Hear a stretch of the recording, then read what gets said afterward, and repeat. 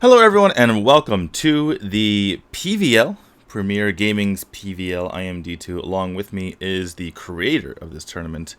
It is Jury, and this is an exhibition tournament. Do you want to explain to the people's Jury exactly what this tournament is? Because I feel like you know more than I do on this subject matter. Um, it's been a while for AOV.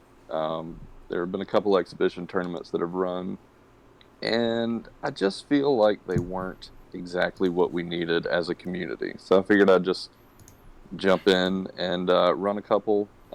These both. This one, and we will have one in a few weeks. There's a $150 prize pool. First place gets $100. Second place gets $50, and everybody else has a really good time playing the game. Nice. Um, it is best of three. We're going to do round one tonight, so it'll be 8 teams, 4 matches, and we're just going to pound it out. See some good action. Just get those games going. It's been a while since we've had an Arena Valor community tournament. It's also been a while since I've cast. I think the last time I cast, I was literally in a different country, in Vietnam, doing the World Cup. And I don't know. I don't know the last time I've actually tried to produce a tournament. So expect there to be issues. Just to have that built into your expectations, guys. So if the stream like freezes, for instance, or like I don't know, something weird happens, just yell at me. It's perfectly fine. I won't take it the wrong way, unless you're really mean. Then I'll take it the wrong way. But this tournament is also it's being streamed to 2 places. I've never done this before, Jury. This is very, very new to me. This is adding to the complexity. It's being streamed to my Twitch channel, twitch.tv/t2av. It's also being streamed to the Premier Gaming YouTube channel, so it's live there as well. So if you want to hop on over to each of the chat rooms, maybe like just double view, maybe just boost those view numbers, right? Just we're not cheating or anything like that, but No, there's no such thing. nothing at all. And like I mentioned, I'm not the greatest producer in the world. This is not TJ level producing, so it's basically the screen you see right now, and then we're gonna get into the game, and that's all you're gonna see. So yeah, we'll just go with that. But don't let them look at it too long. Let's get this one started. Yeah. All right. So who do we have first? We have what looks to be Team Clover versus Vorpal Swords. Yes, Vorpal Swords has been around for a while under different monikers. I am new to Team Clover, but I am familiar with some of the players. Um, so I'm pretty interested to see how it all comes together. So who do we got on each side, Um, so that I on can literally fill it in for the people. on blue team is Team Clover. The red team is Vorpal Swords, Awesome. and Right where they need to be. Basic Nova is someone that actually I played with when I played often, and I tried to recruit him to my team, and it just didn't work out. But he eventually kind of broke off, made his own team, and I don't think they've ever had an opportunity to compete. So this is kind of their first shot into competitive gameplay. So it should be interesting. Vorpal Swords has been around for a year and a half or so. They have also not, as a unit, played together in competitive play, but Chrono and Absolute have. So it's just people building teams, which is exactly what the Arena Valor community needs right now. Awesome. We need more teams. We need more action. Yes, we do. Okay, so just one more clarification. We have Clover left side and Vorpal right side. Yes. Yes. Cool. Cool. Cool. I'm just gonna test something on stream, just to see if it works. Okay, that'll work on during the games. Good. Just seeing if the overlay thing that I just took from ESL from a while ago, see if that works. I haven't seen it yet, but I'm really proud of you. Mm-hmm. Anyway, um, So far we have pretty standard stuff, and which is funny to say because right as I say that, Omega comes up, and yes, Omega is standard as of late. I know you just had your mind blown, jury, but Omega is actually Yeah. standard. When did that happen? Over the past, I would say, month or so. So it wasn't something that immediately came out after AoV 3.0. It's been something that people have been experimenting with. I believe I forgot who started doing it. It might have been just something that creeped up in the ladder on different servers, but I know that Pro E, who is on Team Flash, the reigning world champions, he started playing Omega. I don't know if he took that from someone from GCS or the other way around, but yeah, Omega is a thing. You know what's interesting? Not really a thing though is Jinnar, but it could be just be a But cover pick. Jenhar's always been one of those characters that you can make work. I mean, it depends on the comp, Yeah, obviously, but you can make that work. yeah. If we're using TJ's words, it's not bog standard though. It's not like the tip top of what people are choosing. I got him back and forth whether he's overrated or underrated. But he's perfectly fine. There's nothing wrong with that. Someone that I have made fun of for literally the entire stretch of Arena of Valor is Natalia because they have buffed her 50 times Yeah. since I decided that I liked playing her. Mm-hmm. And every time she's just better and better and better. And then they add characters who are more mobile to effectively negate that buff. Where is she right now? She is not really in the meta, but that might change because on Taiwan they've implemented a new patch where they've given her yet another meter on the range of her first and second abilities, and they've made her first ability go even faster. It's really like she has the same range as basically Crixie on her first ability now. It's nuts. It's like what is going on? Well, I was on a website called d2aov.com, Uh-huh. and I believe I saw a video of that. Yeah, that is true. I did go over the patch notes, and my it's really ridiculous. It's like if you compare it to her range from just a little while ago, it's completely different, obviously. And now she's basically like full on just massive poke. Like she should just be like burst right. Like other heroes were poke, but her thing was like if you got, you know, within range of her abilities, she would just burst you down. It's like now, well, she can just burst you from literally like half a screen away. That's fantastic. Yeah. All they need to do is make it so that her ult can hit from like tower to tower, and then I'm Just a laser beam going across the entire map. It's like from core to core. It's like, yeah. how am I getting hit by this? That would make Jungle Natalia great because you could just sweep the laser beam and you just kill everything. The monsters don't even know how to if they're supposed to be leashing or not. They're like, who is shooting at me? All right. Well, looks like we had a bit of a lockout on the supports from team. I forget what team we were talking about. The right side. That's Vorpal Swords. Vorpal and Clover. Right.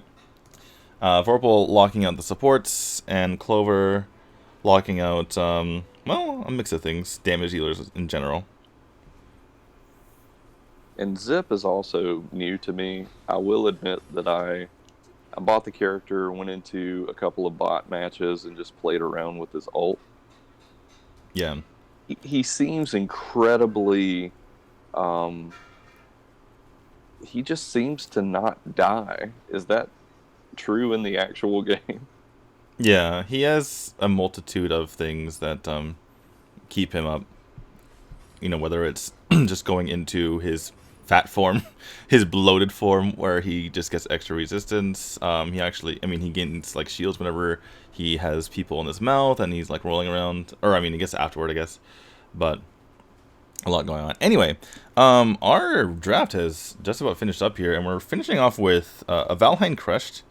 Valheim, not too crazy, particularly because he's kind of not really a good damage dealer, but they have Fennec to do that job. Crushed is a little bit more confusing to me, but he does pair well with Jinnar, so it looks like they were going for that combination. On the other side, Brunhilde. I think she's a pretty good hero. The thing is, NA actually got Brunhilde a lot faster than any of the other servers, so I haven't really been or had a chance to watch her in the international competitive play. But I've seen Zane put Brunhilde in the jungle. She seems to be pretty nice, so we'll see how she does in this match. Yeah, she seems to be just ridiculous with burst damage. I've played against her a couple of times, and it's shocking how much damage she seems to be able to do very quickly. But I don't know much about survivability on her. Yeah, well, the survivability comes from just one, having ridiculous range on her ult, obviously, and two, being able to zoom around. She has, I think it's her first ability, where she can zoom away if the need comes up. So, pretty okay mobility, and she has damage built in. I think she has crit built into her first or second ability. I forgot which one it was. But yeah, her damage racks up, and she just needs to go out and auto attack. She does her job. That's part of the nice thing with her, right? She doesn't actually need to put any effort into building her damage, or oh, hello, we have an issue. Like I was saying, like for instance, you don't need to roll into tactical fire or roll into a loose cannon like a wisp or something like that. She just automatically has damage. Yeah, to me, it seems like they've kind of tried to push the limit with the different characters, and in some of those situations, it's been a little much. Like, I feel like Errol, in theory, is great, and maybe they changed him a little bit, but when he first came out, everybody liked him for about 2 days, and then he fell off. But he was incredible. I mean, a buddy of mine, who I thought was going to be in this match, isn't. He was playing Errol in the jungle and basically just deleting everyone that came anywhere near his jungle. And that seems like something they could have gotten rid of. I mean, they could have checked that out in testing to see. But Brunhilde, also one of those characters that probably could have been tested a little bit more before putting her on the server.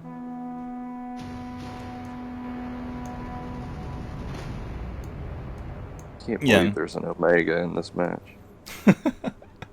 I'm telling you, he's being played in the highest of levels across the world. So, I mean, he's definitely much more meta at the moment than Crest is. Let me tell you that.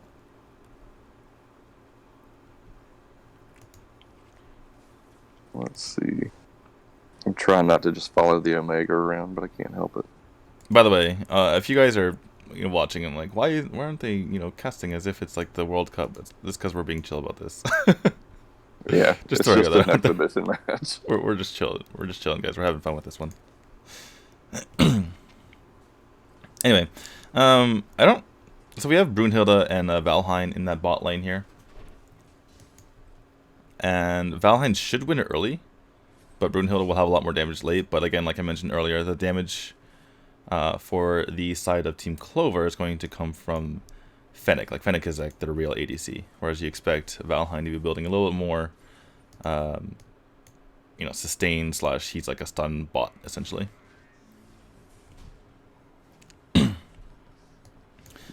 I mean, just Omega. Is he? You're so mad. Support. He's just gonna die. Yeah. See, here's the thing: you can't just pick up a hero and expect him to work, right? Because Omega has 0 actual defense in his build. It's all just CC. It's kind of like playing Mina a little bit, because you're not gonna have a big butt like Thane or Toro or even like Kresh has his shield, right? So you gotta be careful, and you can't just sit there and just take the damage like he did just there. A lot of damage coming out on Florentino, but he does get away. Yeah, we just missed opportunity. We haven't talked about this, but Florentino's playing in the jungle, which is unusual. I think Swift just DC'd. I think he just walked into the tower. Yeah, Swift seems to be having connection issues because he just literally walked into a tower and died while he had minions below his tower. So, rip Swift. Checking Discord to see. But I got no messages. If it continues, I'll pause it so it can have an opportunity to reconnect. Yeah, it looks like he's back. The gold lead isn't crazy in favor of Vorpal Swords right now, so perhaps Team Clover can come back, but obviously you don't want to have that happen. By the way, we have the explosive shield enchantment on Psycho playing Crush, and I gotta say, I really hate that enchantment. It's so many stacks. It takes 20 stacks to go off, and then you get a 0.75 second stun. It's like, really? Was that worth it? Anyway, Psycho is like looking like he's going to be down. Tempest jumps into 3. Tries to get the damage, and actually Chronofate taking a lot of damage. He actually does go down in the end, but so too does Tempest. Now we have Matt trying to retreat after getting a little damage in, but he's going to fall as well. Swift taking on 2, goes for the Wild Beast Fury, has to get out of here. So too does Basic Nova, but he cannot get out, or maybe he does. Or yeah, it looks like he had the Desticle there. Yeah, we passed 3 minutes, so he had the Desticle there. So I believe they not only procced the Desticle, or the Reaper's Blessing, as it were. That's the actual Chapman name, not the Desticle. People like calling it Desticle for obvious reasons. But not only was that proc, but he actually died in the end. So doubly bad here for Basic Nova.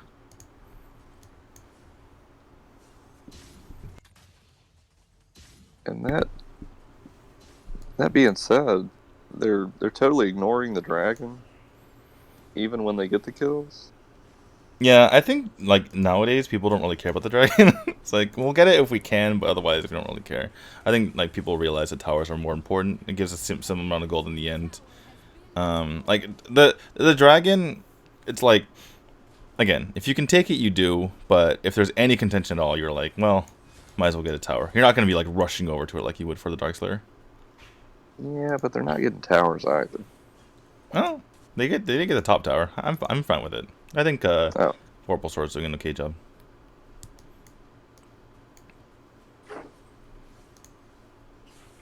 So Chronofate actually has Hermes Select for that movement speed. I'm not sure that's the best. I guess he just wants to be able to rotate quicker.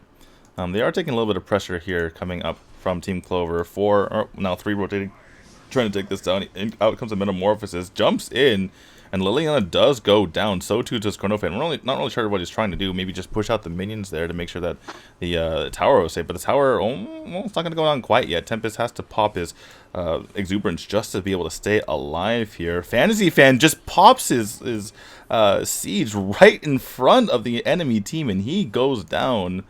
Really terrible place to pop that, and he was just a sitting duck.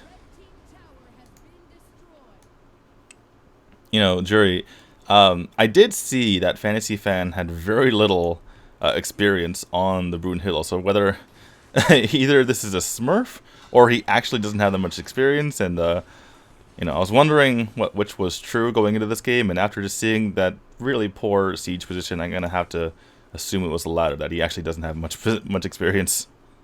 That's another reference to the statement you made earlier. You can't just pick characters that play very well and assume that you will be able to play them well. Yeah. But, you know, like you mentioned at the start of this broadcast, you know, we're here to have fun as well. So he's like, it's my time to pick Brunhilde. Never get to play in a match. Let's do it. The Florentino jungle is not going poorly for them. Yeah, he's doing a reasonable job farming up. And doing a decent job rotating. The problem with having Florentino in the jungle, though, is you can't really jump onto the enemy team very easily. Because, I mean, you don't really have mobility. All you have is, like, your lunges to get in. And once you're in, you're pretty much in, so... we'll see, though. It's doing reasonably well thus far. Speaking of which, Basic Nova actually has gone for a very... Oh, never mind. Hold that thought here. Matt's going to go extremely down. Gets taken out by Fantasy Fan in the end in that siege mode. That's a much better siege position. In range of the tower and in range of Valheim, more importantly. Takes him down 4. Rotating here from the side of Vorpal Swords. Trying to see if they can't take this tower. But in the end, defended here from Team Clover. So nothing gets done other than that one kill. Still trying to push in here. Psycho. Oh, there comes a Metamorphosis. Zoyu's going to continue on to them. Basic Nova is extremely low. Tries a Rolling Thunder out. He's using his hollow attack. Nearly takes out Zoyu. Wow. You know what would have killed him there? If he actually had some damage in his... if he actually had the Scorching Wind rather than... Yeah, true. Leviathan. Yeah, Leviathan, yeah. Maybe he had a little more damage. That's why I don't like going for the no half measures if you're playing a jungler. I like going full damage or full defense, one of the two. Well, realistically, if Crushed and Valheim had stuck with him, they could have turned that around, I think. Well, in any case, a lot of pressure coming out here from Vorpal Swords trying to push into the jungle of Team Clover. Bissell Dragon gets taken low. I know that Jerry will like that. Happy. With that might buff, they're fighting for the might buff and didn't care about the dragon. Come on, guys. Yeah. Sometimes stealing the buff changed so much. Part of the reason why the Abyssal Dragon is important is because you take it away, like, you get it and your opponent doesn't get it. I think the same can be said for, some of the golems. You get it. If you can steal it from your opponent, it's a really big deal.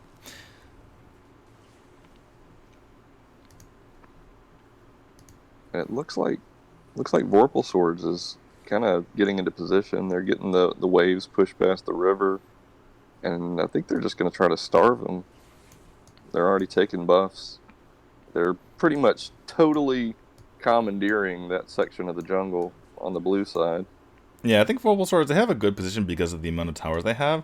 I think they're really trying to force... They're not confident enough to take the Darkslayer, but they want to potentially bait, like a bush camp or something like that. So maybe the other team thinks that they're going for the Darkslayer and they kill them. They do get a tower, though. They are fighting outnumbered. There's only like 3.5 with Omega kind of roaming around, whereas all 5 here are here for Team Clover. So if a fight does break out, Team Clover don't realize it, but they do have the numbers advantage.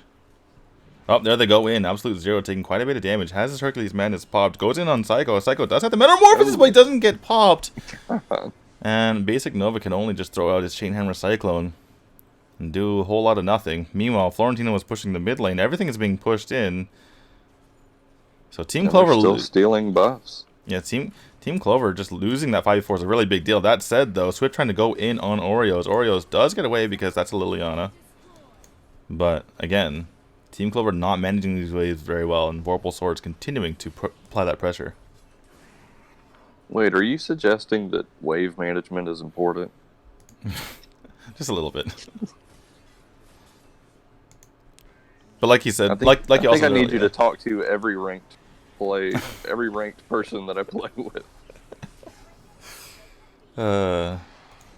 Well, see, the thing is, if you clear the waves, that gets you gold.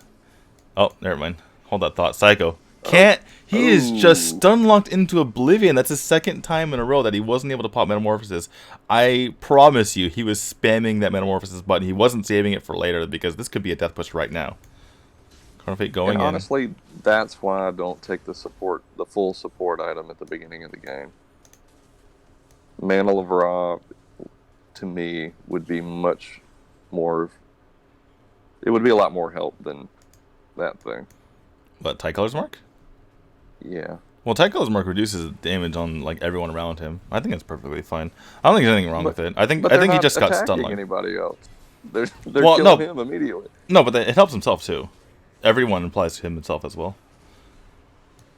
But I think the issue is just he got a little bit unlucky and got completely stun locked twice in a row. There is the Darkslayer going down. This starting to snowball here for the side of Vorpal Swords, or I guess you could say for the side of Team Clover, whichever way you want to think of the term snowball. But things are looking good for Vorpal, bad for Team Clover. They're going to be pushing in here, and Brunhilde is an excellent tower killer. I mean, arguably the best in the game, and you can say the same thing for Omega. That's literally his passive, is his abilities can damage towers. Did you know that Omega can stun towers? He's the only one in the game who can do that. Really? Yeah. He can. You just saw it there. He stunned the tower. The little like dizzy mark on the tower. Oh, the tower! I'm feeling dizzy. I was not aware of that. You can stun towers with his first ability and his second ability. His third ability obviously doesn't, because you can't knock it back. But watch, see, tower is very dizzy. Huh.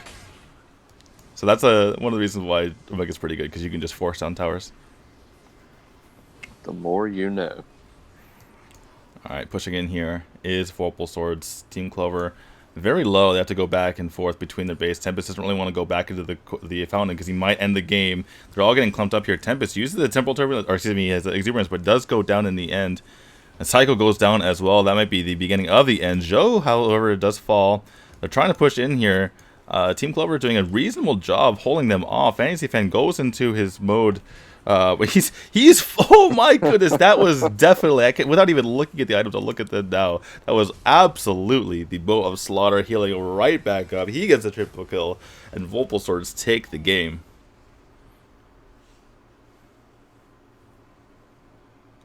Based on the team composition, is that how you expected that to go now?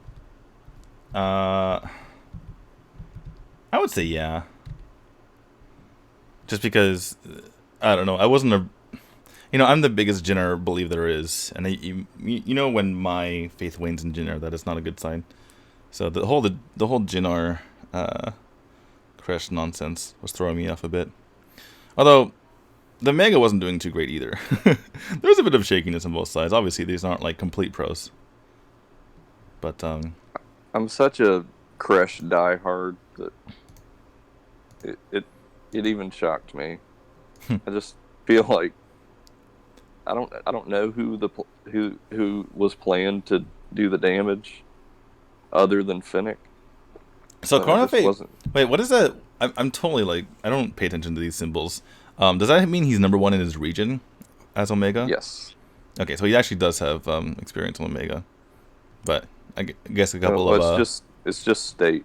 I mean, I can play 5 games and I'm the number one in Alabama. So. Maybe he's just the first one who caught on in his state that Omega is meta right now. We'll give him the benefit of the doubt and just say it was a couple of careless errors early. All right, give me 2 seconds. I'm gonna get this lobby. And look at these stats. Hold on. Ooh, Fantasy Fan also proving me wrong with 32% damage. Not bad at all.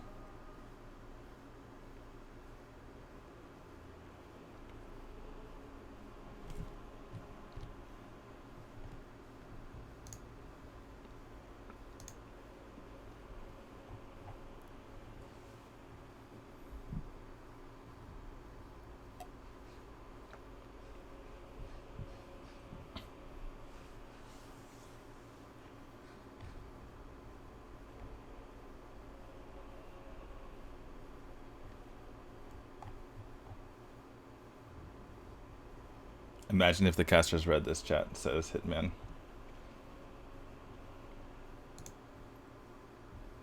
Sorry. Imagine is a beautiful song. But we're casting. Yeah, I'll look at chat from now on. I just need to make sure, because I've done the thing before where I had 2 windows open and I was trying to cast, and this was one of the qualifiers for the Valor series, and I literally just had like the wrong window of the entire game, and people were just like, "What is happening?" So now I'm just paranoid. Like I'll always look at the at least for the first game, I will look at the OBS to make sure that it's actually streaming the game. That background's pretty awesome. Who is that hero?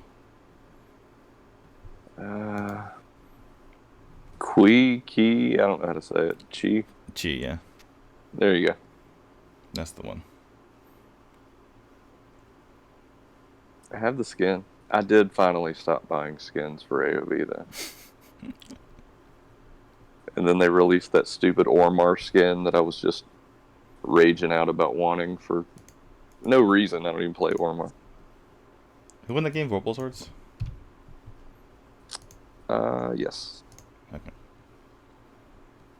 Oh, oops. I'm in the actual, like, thingy. My bad.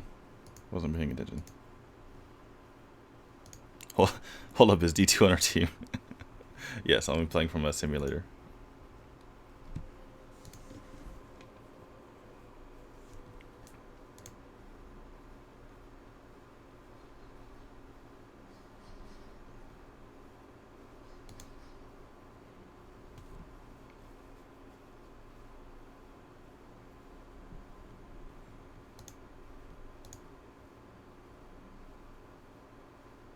You know what I What could do?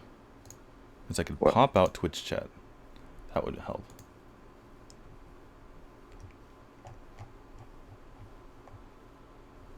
Cue all the people on YouTube getting mad that I'm only popping out Twitch chat.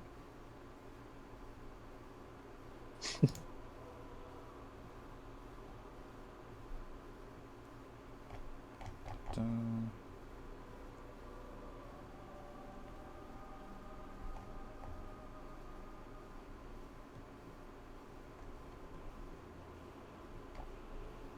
Oh no.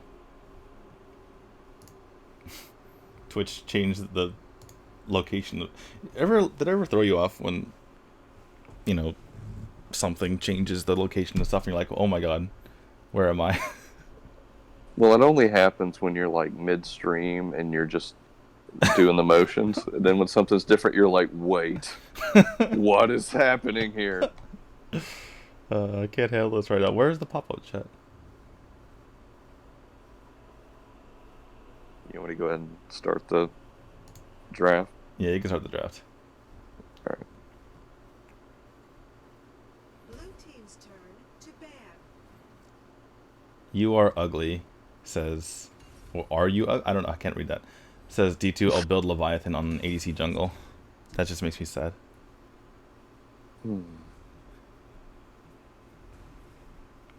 Yeah.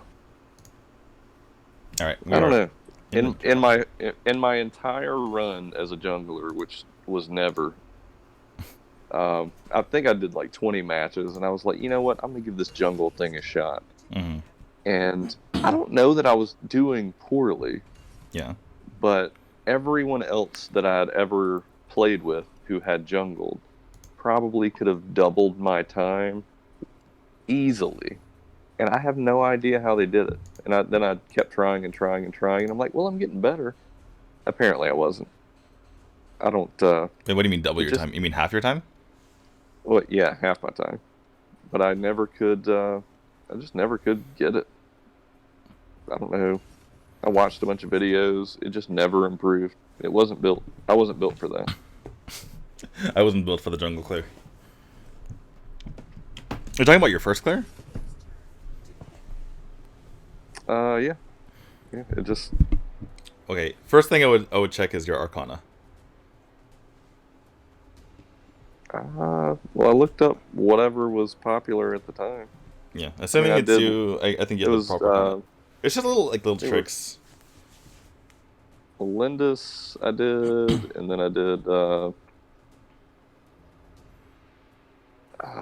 Man, I don't even remember his name. Red team's turn to pick. I played like 3 people, and then Caffany. I was a big fan of her because you can just walk and kill stuff and keep on walking. Like you never really had to stop. Caffeine jungle. Yeah, I think at that's the beginning. I think that's your problem, is putting caffeine in the jungle. It was incredible. You get to about level 8, you don't even stop. You just run by, and everything dies. Yeah, that's true. That is true. Once you get to a certain level, you just keep pressing the attack button. Drive by jungling. So we're still. So we're not going to get to see Zip. I can already see that, but we're banning nothing but ADCs. Yeah, this is a drastically different ban or set of bans than we had last game. Last game was like extremely standard for international competition, whether it's the AOG, whether it's the RPL, whether it's the GCS. This one, however, is a little bit different. Seeing Valheim being banned early, I think that the Vorpal Swords just really wanted to have Hayate early, and they got their wish. They don't have to mess around with Brunhilde anymore. But we're still doing the Fennec thing in jungle. Do you agree with that? Yeah. This is the opposite team doing it, so I have hopes that they will not go Leviathan on Fennec.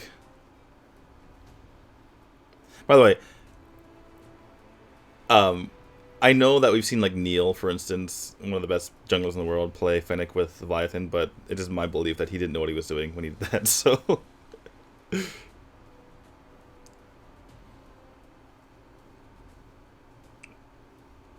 Anyway. Fennec is I like don't I know. would. I feel Um, like if you don't take the damage on somebody like Fennec, I'm not going to say it's impossible to win, but how can you win? well, the whole Like, I point don't of even understand the thought process. Fennec is he has double invulnerability with Rolling Thunder, right? You put the Thief's Mark, you Rolling Thunder onto them. The Rolling Thunder pops the Thief's Mark. They get a bunch of procs of his passive onto them, and then you Rolling Thunder back, and they're basically dead. And if you build defense, it's like, well, now you tickle them. It's like, why would you build defense when you're invulnerable? The only reason why you build defense is if you're deciding to roll into like multiple people. But the whole point of Fennec is to like kill one person or, fight two people at most. He's not someone who just like jumps into like a 5v5 team fight. He's very much like the marksman version of Tula in that way. And I've been saying that for ever since he literally got changed. He got reworked a couple of patches ago. I've been saying that. But Fennec definitely is like very, very like top tier. And I know people have been waiting for my tier list for like over a month now. Well, more than a month if you consider like how long AOV 3.0 came out. But like a month since it was reasonable to come up with a tier list. But I'm finally, I think, after like punching myself in the face for like 5 days now, I finally think I've come up with it. And spoiler alert, Fennec is number 2 on the list. He's way up there. Huh. I would have sworn that I saw you post something about a tier list being done on Twitter, but maybe I'm wrong. No. If I posted something on Twitter, it's probably like I still can't do this stupid tier list because it's impossible. Like everything I was trying to do was like a contradiction. I would like move heroes around, and I'm like, oh well, I can't do this because this hero should be here. Like I would like look at a hero, and they would be like tier S and tier like 4 in my mind at the same time. I'm like, this hero's terrible, but he's also amazing. But this hero also needs to be around here, and just, I don't know, my brain exploded. That's what tier 2 is. Situational. Yeah, true. You have a point. Oh my god. Well, unless it's I was really ready for the triple marksman. It's like, let's do this. I'm still sort of confused on what they're gonna do. You know what the funny thing is? The best heroes in the game, I realized, can play like every single position. Like you would never put Liliana support, but I was thinking about it, I was like, you could actually play Liliana support because she has ridiculous rating. So you just build like Frostcape and Frosties, and you're just slowing people from super far. You're basically like Sephira. And then you think about it, it's like, wait a second. I mean, you never do that because you just play her as a mage, but it's just something to think about. Like the best heroes are like just the best at everything. That's why I hate when people make like tier lists with specific positions. It's like, if I pick this hero, I can't play it unless it's this position. It's like, no, they're just good. Well, I don't know. I want to say it was really when BMG was just wrecking everybody in Valor series. In like match number 2, after they have just decided that they can't possibly lose, they just randomly pick people, and some of those worked really well. If you go back and watch them, I did that a month or so ago. Well, it was just really funny, the rando characters that were support all of a sudden, or even not jungle, but I mean all the other slots. I mean they just filled with rando characters, and it worked. The issue that I have is that normally you'd think that would be a good time to just kind of experiment and see if something works, but if you're so much better than the other team that anything will work, then is it really research? So I don't know. I'm gonna use this time to update the score. By the way, we have Whirlpool Swords 1-0. Is that correct? Yeah. Even though it looks weird on the screen, guys. Sorry about that. But this is probably the best time to do it, rather than trying to do it when the game starts. 10 seconds remaining. Anyway, what were we talking about? Trolling people. Hitman in the chat says, I will play Omega if you send me the codex. I don't know if you can handle the OP-ness of Omega, Hitman. I'm honestly still I'm trying to figure out like why the pros are so hooked on Omega. Like they really think I would say that like the pros in all the three major Eastern leagues, they probably have Omega ranked like fifth best support, something like that, like very high. So I don't like. Obviously, he can stun towers. He has like decent CC. The problem is like the animations on the CC are so freaking long that it's hard to really count that as being top tier CC. I don't know. I'm just still trying to wrap my head around it, to be honest.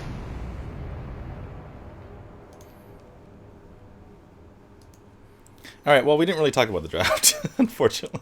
But we are doing a fantastic job. One thing I will say is, Irie, as of like, I guess not as of like last week, but as of very recently, Irie, people have realized that she's a pretty good jungler. And the reason for that is, I assume, I didn't really check. Did you get to see the enchantments? I assume that basic Nova here has gone for Devil's Awakening. And what that allows you to do is you can triple dash in, use your ult, get a couple of autos, and then your dashes are right back up again. Right? You don't even have to save them. You can just go all completely in. Which is super nice. The one issue is that she's pretty slow clearing her jungle, as you can see here. She's taking a lot longer than Fennec is.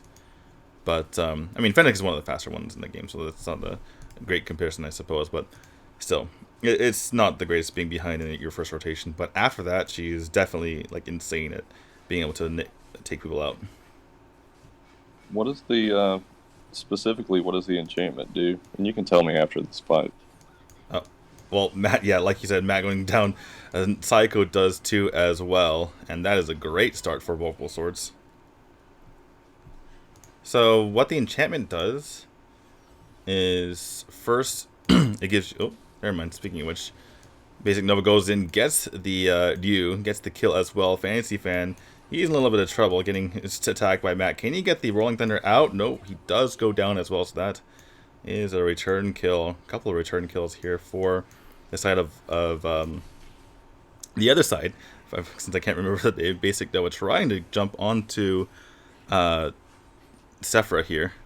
So, does it look weird to you too that Sephra is running around? Sephra doesn't run; she glides. Yeah, I'm looking at that skin. I'll be honest, I really like that skin. You like the skin?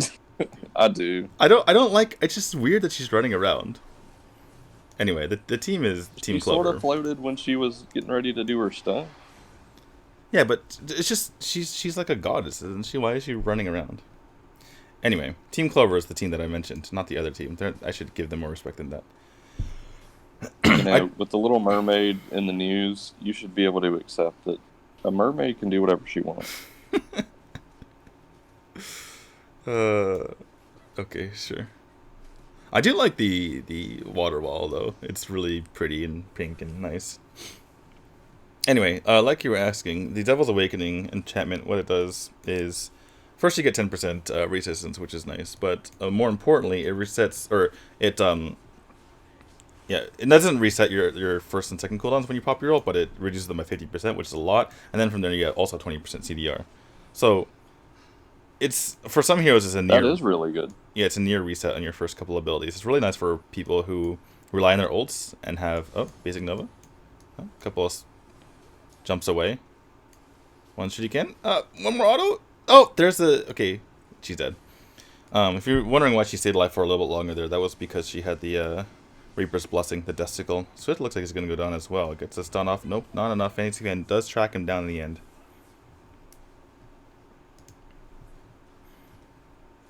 But yeah, first... If the Ormar had engaged, that would have gone a totally different direction.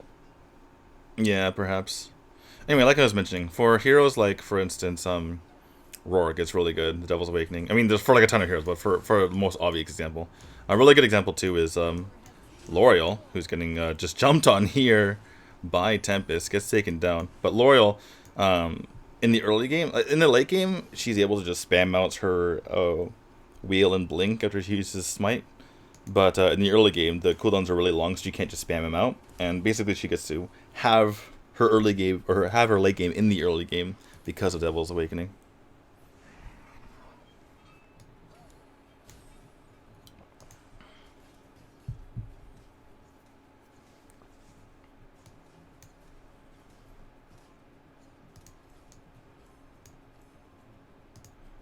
We have a question in chat. So they people thought that Alice was, or I was referring to Sephira. And they're like, isn't that Alice? Yeah, the one with the wand is actually they both have wands. Now I'm just kidding. Now it's just getting even more confusing. The pink one running around here because I can't say the person's name because there's a like. I mean, if you want to say, want me to say the Japanese, it's Armeye. But I'm pretty sure people don't understand Japanese. Anyway, Jerry, why am I doing this to myself? I don't know. I got a team. If you okay, Match 4 wants to swap with match 3. What would you say this person's name is? R-T-I-E? Armeye? Anyway, Basic Nova goes in. That's Roxy. Oh, Roxy? Oh, that's why I'm so confused. Using Japanese symbols. Anyway, big fight here. Swift does go down because he's left out to dry by his team. Oreo is just going to jump around. Leaves his smite window just to take on Basic Nova for a little bit. But Basic Nova was able to get on out of there. And that means that Vorpal Sword is going to go ahead and start taking jungle for themselves. And be on their way. They have a pretty nice gold lead at near 4,000. 3.5k I should say. Oh, hello. Psycho's in the wrong place. So too is Tempest. And they are getting rocked right now.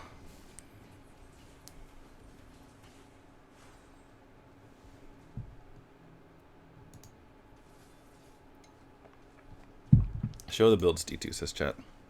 So I will show the builds. Okay. Okay. I'm back. Oh, did you go somewhere?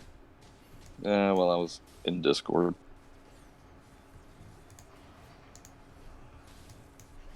All right. Well, Fantasy Fan, absolutely. I don't. The insolence No of fear. Fennec. I mean, that's the thing. That's what Fennecs do because they know they can always just roll out at a moment's notice. Fennecs, that's why they're so good. They're just insolent, and there's nothing you can do about it, or at least very little you can do about it unless you have multiple heroes.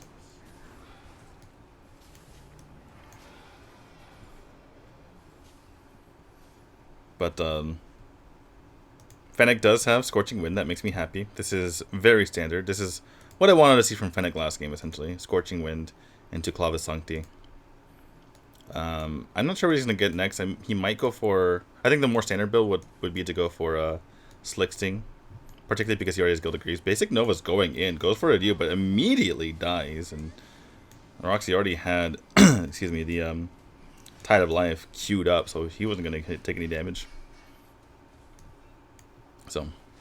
Oh my goodness. Kunai Blitz coming in from Joyu. He's taking so many, but no one goes out until Fantasy Fan's able to finish them off. But does finish them off. He does. Fantasy Fan's just going to clean this one up here. And looks like Hayate's engage worked in the end. This one's starting to snowball. And by starting to snowball, I mean really has already snowballed.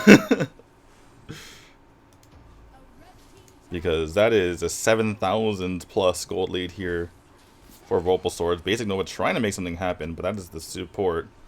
And that Tide of Life is so weird. Just like a random star at the end. It's like, stars! What is the theme of this skin? Do you know? I'm not sure. I mean, honestly, the Idle Stars... oh, it's like the Liliana thing? Liliana skin. It seems very similar to that. I see. So she's like a singer? Are they going to start a band? Oreo is going to take on 4 by himself. This is like when the L'Oreal just tries to see if it can happen. This is like literally just testing his limits. But unable to take it on the end. Joy, wow, that was a great Kunai Blitz. He anticipated the Yu coming out from Irie, so he immediately goes for the Kunai Blitz, not only to get the damage off, but to evade the ultimate there from Basic Nova. That was really nicely done. Yeah, and it seems like they're just behind. Team Clover just can't get their timing right. They're always 20 seconds behind, and you're never going to get caught up that way. They need to start making a stand and pushing one of these lanes forward. Well, the thing is, oh my goodness, Tempest just goes down. The thing is, this is just a deadly duo. You should never allow the other team to get both Fennec and Hayate, because this is what's just gonna happen. They're gonna run in circles around you.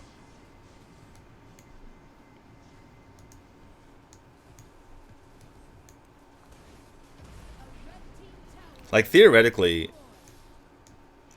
Vorpal, or excuse me, Team Clover should have decent mobility to get on them between Liliana and Irie, but it's just not happening. Oh my goodness. Basic Nova tried to pop the ultimate and get away, but was chained to the ground.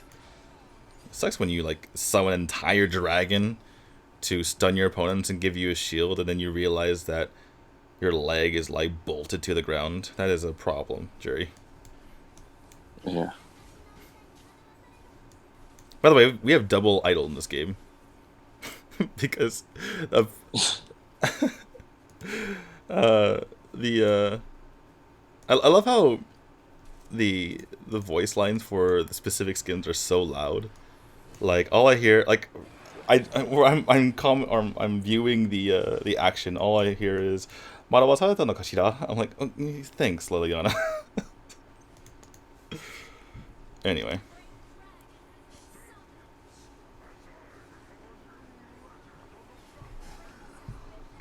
Let's take a look at Irie's build. I would imagine it's full damage. Yep, pretty much full damage here. Actually, it's gone for Sonic Boots. I disagree with that. Like, yes, she's playing against double marksman, but I think, like, literally, if she gets attacked at all, she's gonna die. So I'd rather have just Gilded Greaves, so she can, like, get in, kill, get out. Anyway, Vorpal Sword's pushing in. Okay, I'm really back this time. Okay. Anyway, they're pushing in. Wow, lots of damage coming out here from Team Clover. I don't know if it's going to be enough. In fact, they are still pushing in Team Vorpal Swords. They're going to be pushing on to Matt. Matt's going to be the last one to fall. And so too is the core in a dominant game number 2 here from Vorpal Swords. Oh, yeah. That's about a 14k lead. That's tough. I'm happy. Because that's how you play Fennec. In case you were You wondering. feel a little bit better. Yeah. Well, he is apparently number 56 on the server. In Conquer? What do you mean? Yeah, well, as Fennec. Oh. I don't know if that's impressive. but he did well. He did a good job. Maybe we should be arguing that he should be even higher than 56. But yeah, that was just brutal. Having to go against, like, how do you even fight a team, like the first 4 on a team, right? Omen kind of does his own thing, but you can't jump on Hayate or Fennec. They're too fast. / they have like iframes, or Fennec has iframes, I should say. And then you try to jump on L'Oreal, she can fight 2 people by herself too. In fact, she prefers it so she can get more healing. And then if anything goes wrong, you have Sephiroth there. So I don't know, it's tough. They just dance around the entire time. So with the newer characters like Brynhilde, Chi, are they situational? I mean, you made it sound like Brynhilde was pretty functional in really any team comp. Can you just kind of run with them regardless? Like in rank, for instance? Yeah, I think it's perfectly fine. I think, like, if you're playing in ranked, I don't think you expect the opposing team to be able to play with both Hayate and Fennec. But if you're playing in, like, a tournament like this, and you even suspect that your opponent's capable of playing both these heroes, then you gotta ban him out. Or pick him yourself. Damage numbers, Zhou Yu, crazy damage. Coming seconds, Fantasy Fan. Basic Nova tried her best, 25% damage. But, not quite enough. It was just weird, like, I don't understand the Ormar side lane thing. Because Ormar is, like, decent as a support these days, but, I don't know, just didn't really have enough to go against, Omen. I think, these days, like, Omen is, like, a response, I would say, to opposing DS laners. He's not, like, by himself going to just, like, dominate like he used to, right? or at least in my opinion. Well, So like having someone to like neutralize Omen, I think is like not a good idea. I think you're better off like having someone who can bring something to the table, other than just neutralizing Omen. Like if someone picks like a Florentino, like okay, you pick someone to neutralize the Florentino because that I mean, first of all, they probably expended like their first pick to do so. So like using like your last pick to neutralize their first pick is perfectly fine, right? But they're picking like Omen late. I forgot even in the draft when the Ormer pick happened, but like you'd rather have like a Richter, you'd rather have like I don't know, Yina or something like that. I don't know if the players on Clover were capable of doing that, but that's just my advice to you guys. And if you can't play those heroes, then probably should try to learn them. Anyway, where are we? I'm getting everything situated. You want to take like a 5-minute break? Sure. That is a 2-0 victory for Vorpal Swords. What is our next game? Black Dragon versus Team GDL. Yep. All right, so I'm just gonna change the text, guys, just for you. I'm not gonna ever write the words 2-0 Vorpal Swords. Just listen to my voice. All right.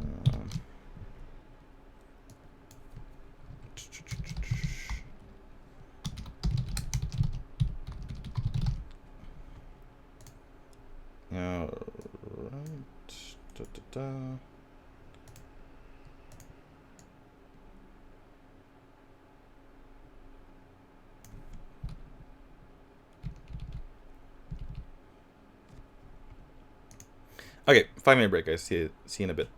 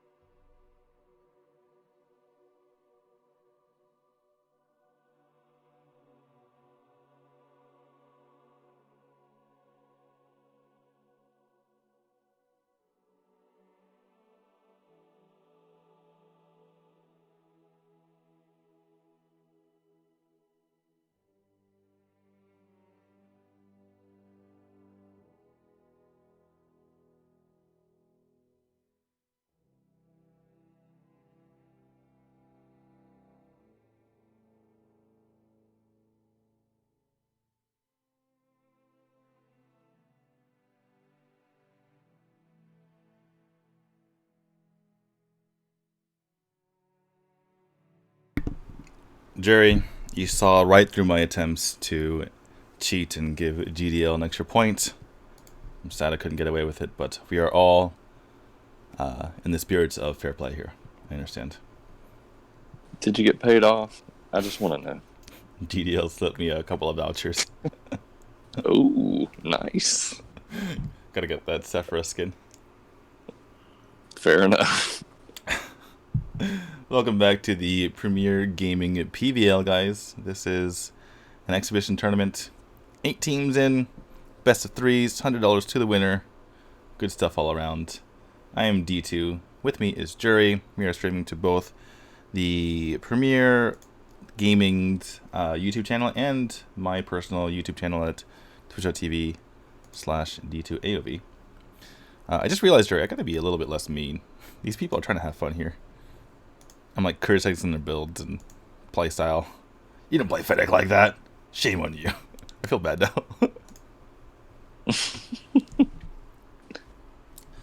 Leviathan on Fennec.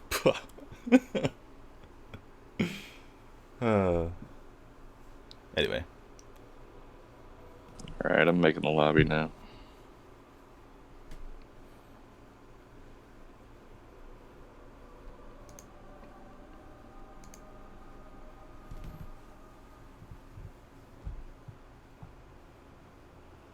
So, as you can see on the screen, our next game is going to be Black Dragon versus Team GDL.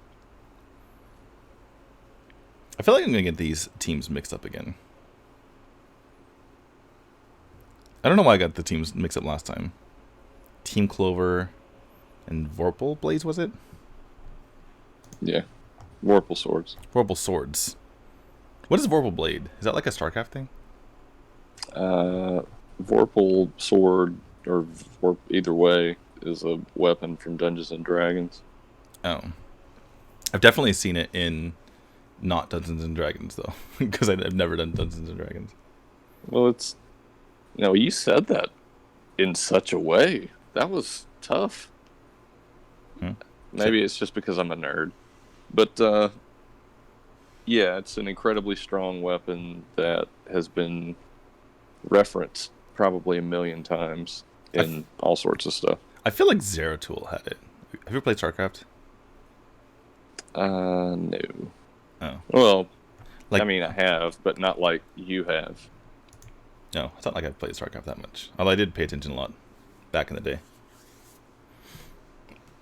Anyway. You know what I think it is? I think it's a talent in Heroes of the Storm. I think that's what it is. That would make sense. That's where I'm like... And like I said, it's referenced like 1 million times in a bunch of stuff. Yeah, that's probably why I'm like... I've heard that somewhere. I think, if I remember correctly, it's like you hit someone with Zeratul. And that's like the crazy Dark Templar guy who's invisible. And you can like teleport back to them. I don't know. Something like that. Huh. Teleportation seems very different from what my expectation was going to be. Yeah, right? Where is this? Having trouble with the lobby? I can't find the message where I had all the team leader names. There it is. I had a plan.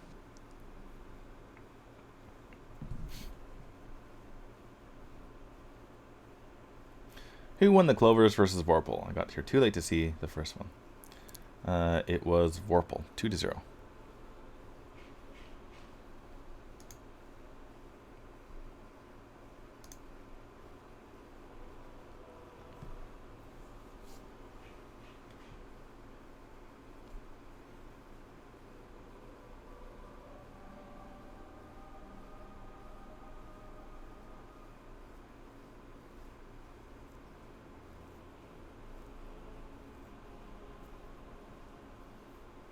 That message comes from YouTube, for those of you on Twitch.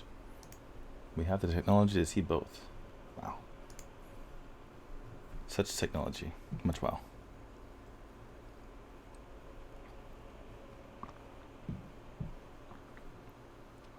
That was a scary message. Hey, ABCD is the lobby. A big question mark. You know, for the tournament for AOV. Oh, okay. Like, why else would I be messaging you random lobbies? Was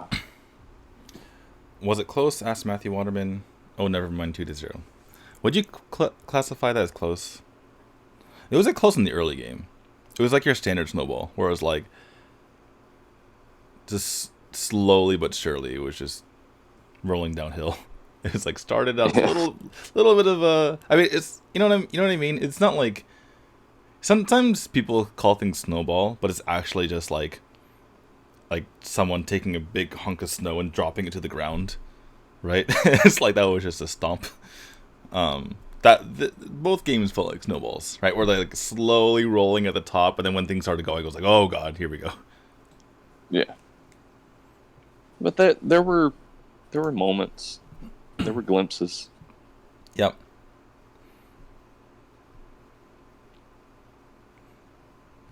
I guess I should be a spectator, right? Not a player. I mean, you live your life however you want. I'm not here to judge. It's kind of hard to play while casting, also on an emulator. I have a lot of trouble casting, just streaming and playing. Because I'm either focused on one or the other. It's just... I have no business being a streamer. Oh, I just like give up on actually being coherent while I stream. I just like have a whiskey by me. I'm like, you know what? This is too hard to pay attention to chat and games at the same time. So we're just gonna not. Do the viewers at least understand where you're coming from? I think or do they grieve you? My viewers know where I'm coming from. Maybe my teammates maybe don't.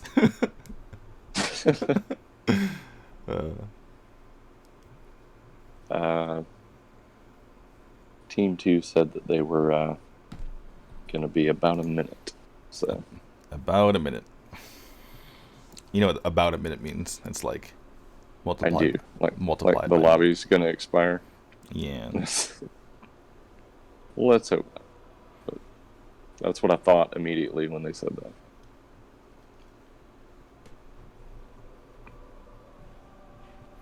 You know what I realized? I'm like a really real stickler for like when I say I'll be in an English broadcast and I'll say idioma, like the Japanese pronunciation instead of ryoma.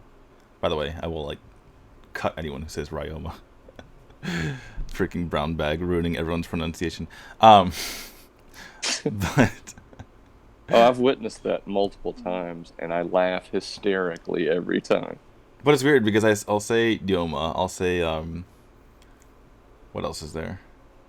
I'll say like du, which is Irie's ult, and then I'll say Irie as Irie, not ID.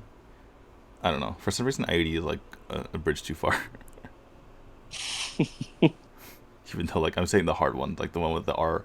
Like the whole point is when you're supposed to like roll the R, right? But not like a Spanish. I can't even like roll my R's, like, but I can, like the the Spanish thing where they do like triple R, like ugh, I can't do it. Yeah. But you're not supposed to do that. You're supposed to just do it once, like naughty riddle.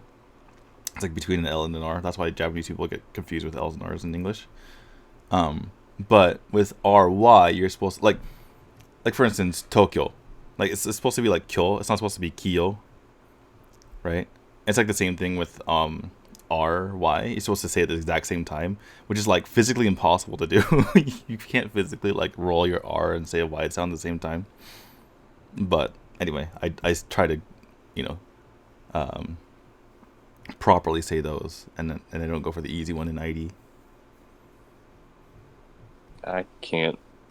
I've tried to roll my R's. I took 3 years of Spanish. I learned about 3 words, like a word a year. But the R thing has always eluded me. I think it's a thing. So that you even the just learn. shortened version, it seems like just a task that I can't achieve. No, when I was like 6 years old or 7 years old, I was like, I had a really hard time then too. I mean, I still don't say it like great, but I was like, I'm going to learn how to do this. I've never been able to roll my R's like very well. I think it's something that like might be like just a physical thing. Like certain people can do it and certain people can't. Because my tongue is very fat, just like not very unwieldy. I'm also from Alabama, so you can't really expect much. That's true. There's like you have the drawl. And he agrees. Oh, No, you I'm could have been saying like, like "Nah, man, everything's fine." no. Because like if you're from, I feel like if you're from like a southern state and you have like the southern drawl, it's like everything's just slow and like at your own pace, right? You're not gonna be trying to like It feels like Spanish is like a, like you're just saying with just tempo and rhythm and like going for it. I don't know.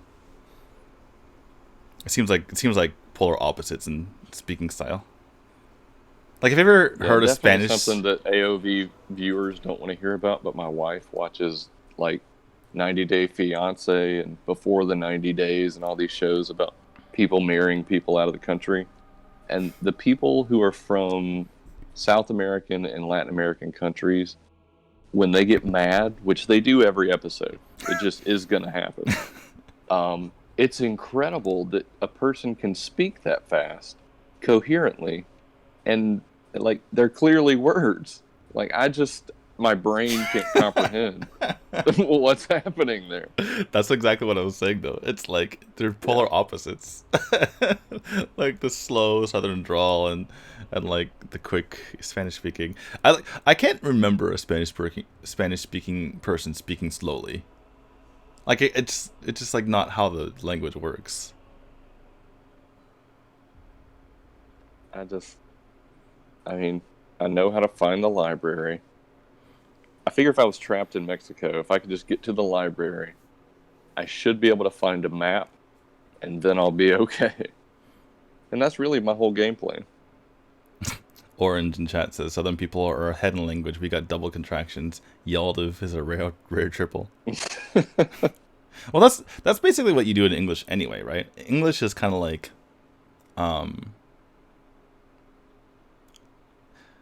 like for instance, in Japanese, like every letter is a syllable, and every syllable is a letter, right? Like when I try to explain syllables to Japanese people, they're like, "You mean a letter?" Right? Because they're all just like or like ka or like sa, right? Whereas in English, like the word world, and by the way, I've been expired lobby. The word world, it's Yep. like how many syllables is that? You could say it's like four, and you could say it's one, and both would be like kind of correct, right? Like that's how English works. There's just like several letters and sounds that come together to make like one syllable, even though it's like multiple things going on at the same time. Whereas the reason why I feel like Japanese and Spanish are like very fast is because like every syllable is just very fast, right? It's like very simple, I should say. It's very simple. So you're going from one syllable to the next. So in the time you can say one syllable in English, you're saying like three syllables in Spanish or Japanese. That makes sense.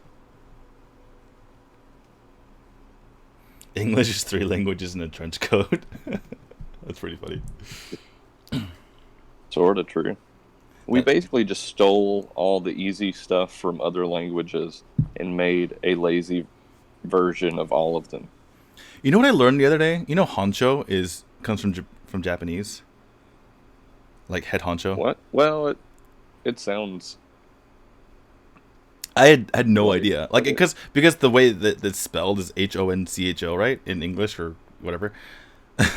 But it's always like referred to when they're talking about people from like Mexico, whatever. It completely threw me off. But I never put it together because like Han just means like squad and Chol means just leader, right? But I never put the two and two together because like one is spelled with an O and the other spelled with an A. So I don't know. Yeah, that's. Wait. Are we ready? We're ready. We have an extra spectator. Blue team's turn to You know, I noticed that after I hit start. Oh, really? Well, I think it's Vicky. I don't think it matters. Vicky is someone who was in the Valor series, so should be fine. Wasn't she just for fun? Yep. Blue Yeah. team's turn to ban. I don't like committing to pronouns. Like I've seen so many like female names that are male. So, in fact, if it's a female name, it's probably more likely to be male than female. Whereas like actual female gamers just have like a normal name.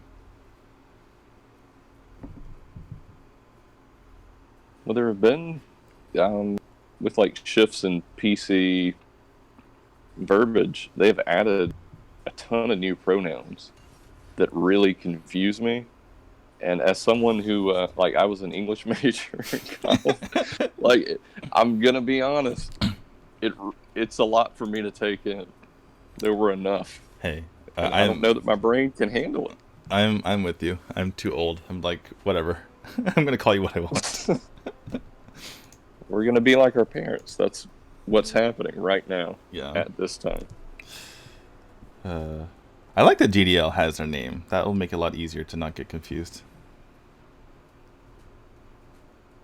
Yeah, I was also like I knew people in the last match, and I still was confused. Yeah. For some reason, Vorpal and Clover were like similar. Where are they? I mean, they're the same number of letters. And there's a V. I mean, how many times do you see a V in a word? Not much. They both have V. They both have L. They both have O. They both have R. I mean, come on, they're pretty close. Like they're basically the same word. I'll give it to you. I don't know what else to do. All right. Let me see Zip. I just want to see this dude roll around. It's not gonna happen. No, the funny thing about Zip is he's been banned so consistently that no one's gotten to learn how to play him. I think the best way to see Zip in a game, like you'll see Hayate, for instance, right? Even though like people generally agree that Hayate is like the best, if not one of the best heroes in the game. Or I said that opposite, but you know what I mean. But you'll still see Hayate in a game because sometimes the first team playing will be like, okay, we're not going to ban Hayate because we can play him, and then it's like a dare to the other team, and then the other times the other team like takes him up on that dare, and they're like, all right, let's see your Hayate. Right? Whereas, like, no one can play Zip because no one's been able to play Zip because he's been, like, permabanned since he came out. Right? That's so, like, a fair point. So, you're scared to let him through in case the other team maybe will play him, but then both teams are thinking the same thing. So, it's like, because they're not going to ever, like, pick him to keep him away from the other team because they can't play him. It's kind of a sad state of affairs. I want to see Zip, too. Although he is the biggest troll. Like, he can absolutely just lose your team the game. It's like, we're going in. It's like, no, stop. I mean, when I first read about the hero, I was like, oh my god, I can suck up all the other teams' guys, and then I can just run somewhere stupid, and then. Well, And then if when you it can came suck up out, and I realized that you actually sucked up your friends, your teammates. It's very useful if they're in trouble because, like, no other hero can completely shield your allies from damage, right? You can, like, stun them, you can heal your allies, you can, speed them up, whatever. But you can't completely shut off damage to them. There's so many times I've seen, like, I'll watch, like, Zane's stream when he's playing with Yikes, and Zane will have, like, 1 health left, and then Yikes will just scoop him up and run him, like, oh, holy crap. I'm like, Zane's dead. He's dead. He's overextended. Like, nope, out of there. Like, what? Well, that's what I mean, though. I mean, at first I was, like, really bummed out about it. Like, oh, man, I can't do all those cool things I'd planned to do. And then about 3 minutes later, I was like, wait a minute. But the worst, you definitely I'm the best need support in the game. No one can do anything about this. But the funny thing is, like, you need good communication because there's so many times, both in his game and, like, I've played, like, random Abyssal Clash on Taiwan server because that's the only place you can play Abyssal Clash anymore. And there's so many times where you're about to make a play, like, yeah, you have, like, 30% health, but you're like, I got him. Like, one more shot, they're all dead. And then Zip, like, scoops you up. You're like, no, what are you doing? Stop! Anyway. And just to kind of backtrack a little bit, what I was saying was I would be the best support in the game because of that fact. So if before everyone gets upset, they ever let you play, right? that was actually what I meant. And yeah, I mean I don't get to play anyway. So. We're having Irie again, but I honestly think that Irie is like 1,000 times better in jungle these days than in the side lane. Irie versus Gilder in the side lane. That is not something you see very often. A lot of poking and not a whole lot of fighting.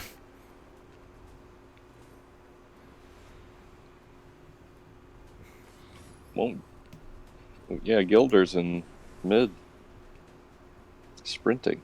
Oh, Gilder's... Wait. What in the world? Yeah, Roxy's side lane. Gilder mid is even weirder to me. I wasn't even entertaining that possibility.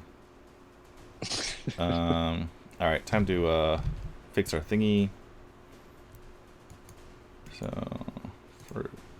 that's a 0. GDL has 14,000 points. Yeah. No reason. GDL. And who we have here? What's this team's name? Black Dragon. Hey. Oh, it is Black Dragon. You're right. Seconds remaining. I thought you were just making stuff up.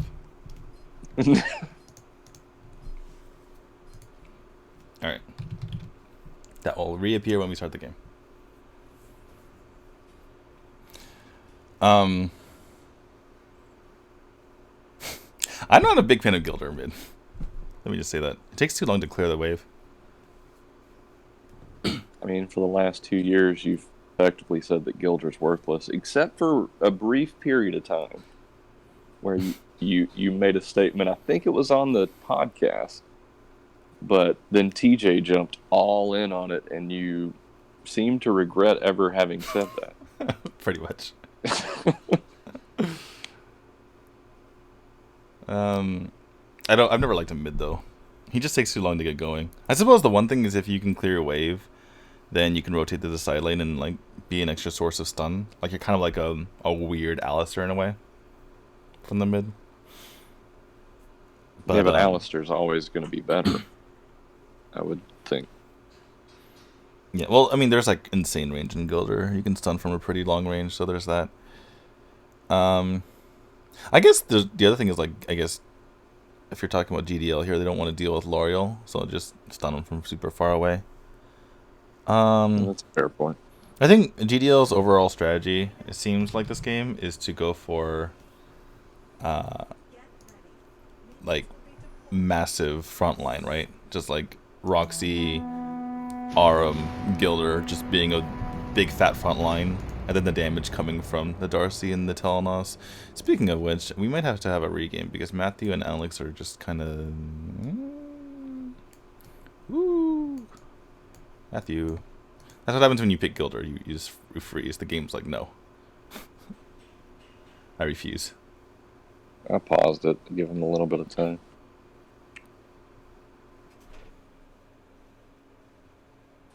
Give him 30 seconds.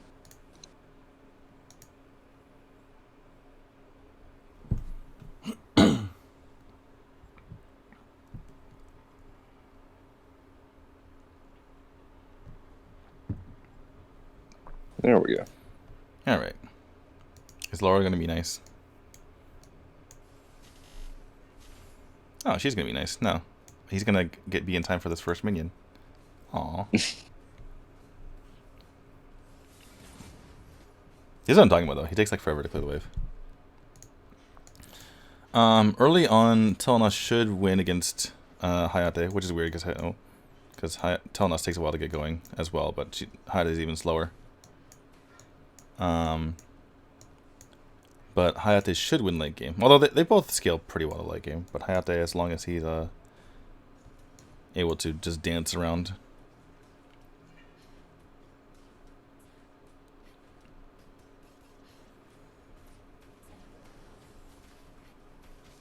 L'Oreal doing work. I thought. Just well, that's the thing, right? She can just rotate so much faster. Matthew's still mid. This is the issue I have with Gilder playing mid. That's the ult. And was that? What's it called?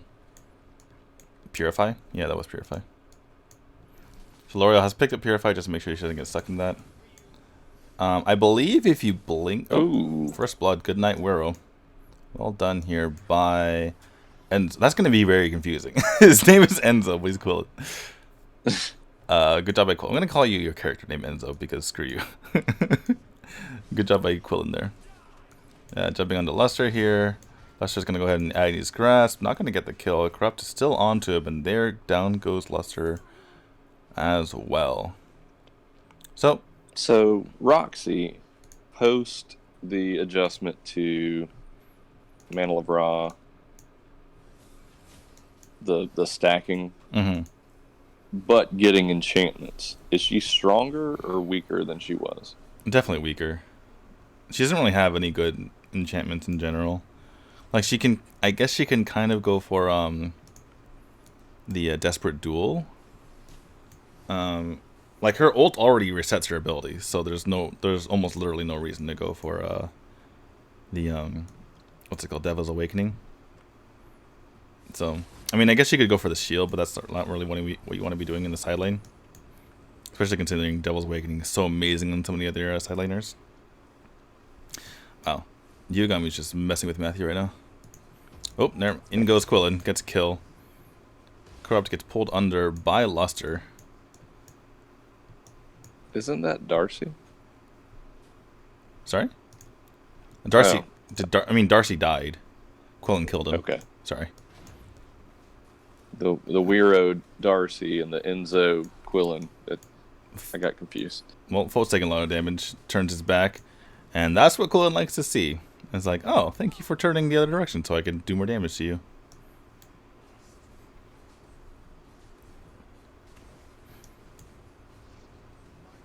Oh, DC Gaming is pulled in, and he doesn't go down because I believe he has Reaper's Blessing.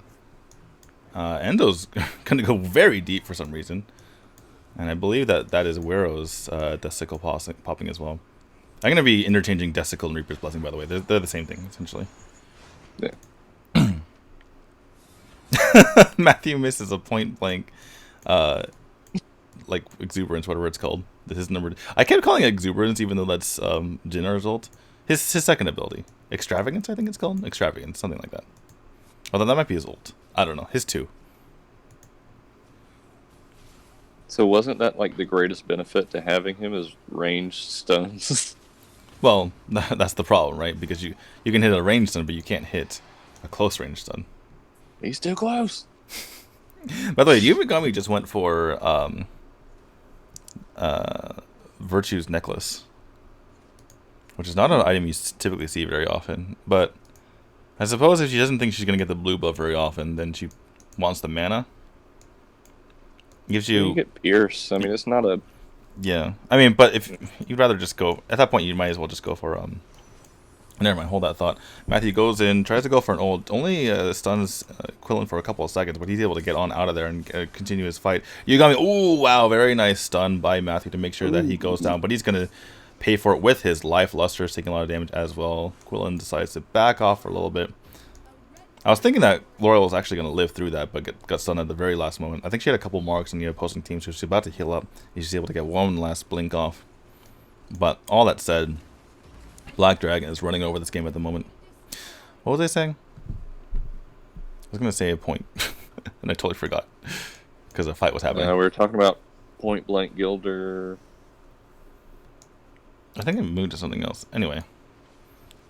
DC Gaming is just trying to kill this tower. Corrupt and DC Game were like, I'm going to kill this tower even if you're here. I don't care about these minions. 6YX is like, why am I here? What have I done?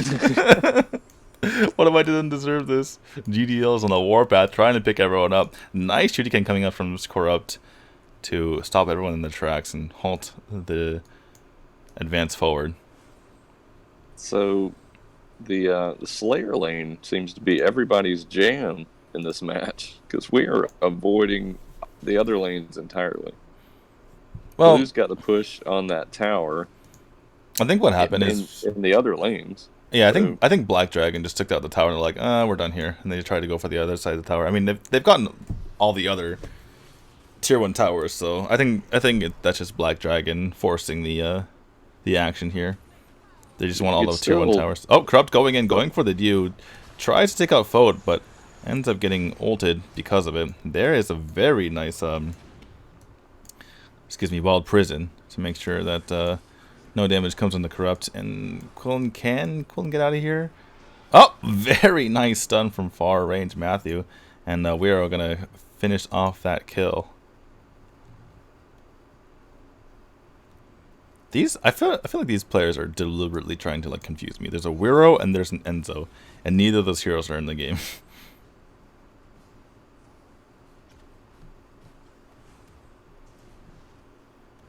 So the Hayate is pushing pretty hard, and no one other than Talana seems to have noticed.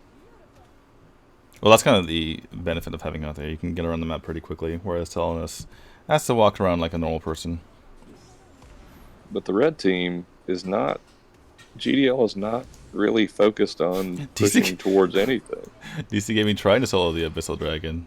GDL. Okay, the thing is, GDL is rotating as 4, and that's allowing Team Black Dragon to just run over them. Now, to GDL's credit, they have maintained or have gotten pretty close with the gold, so they're not like falling too far behind, despite their kill disadvantage. But things might start to go against them if they continue four to. Towers. That's 4 towers.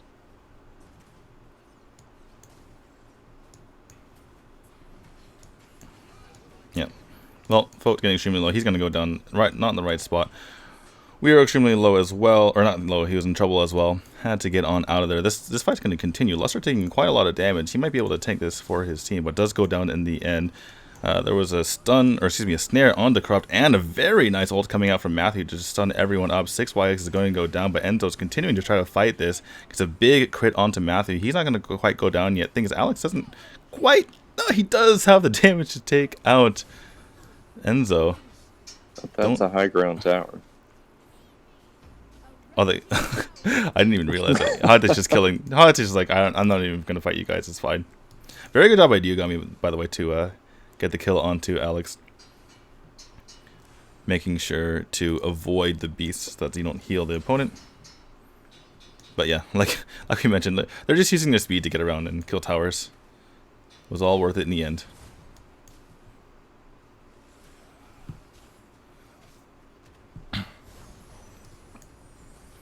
Uh-oh. Corrupt taking actually a lot of damage from Fote as Matthew had the stun, but unfortunately when you play Gilder mid, you're not going to be very tanky. And so being in the front lines means you're going to be taking a lot of damage. Speaking of taking a lot of damage, Wero also is trying to use his ult to teleport on out of there, but a little bit too close, and they're able to jump on him after the fact. And Black Dragon starting to take control of this game.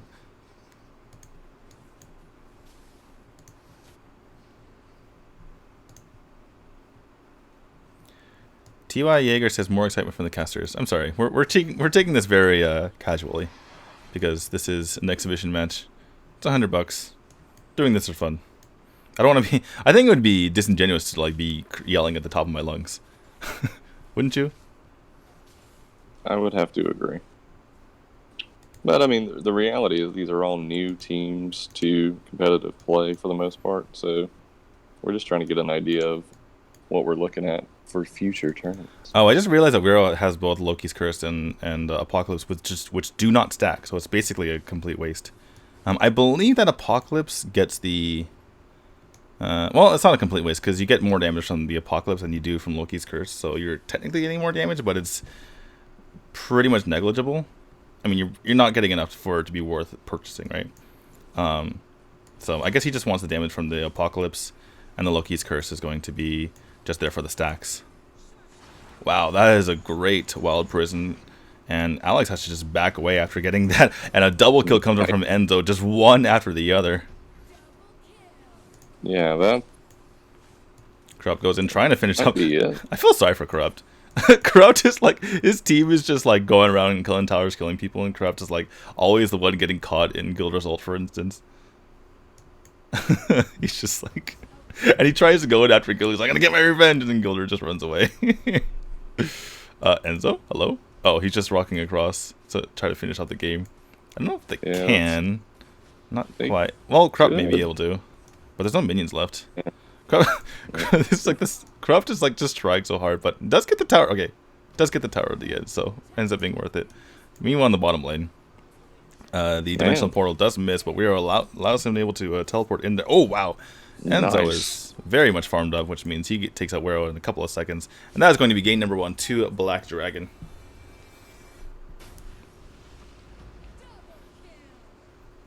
Huh.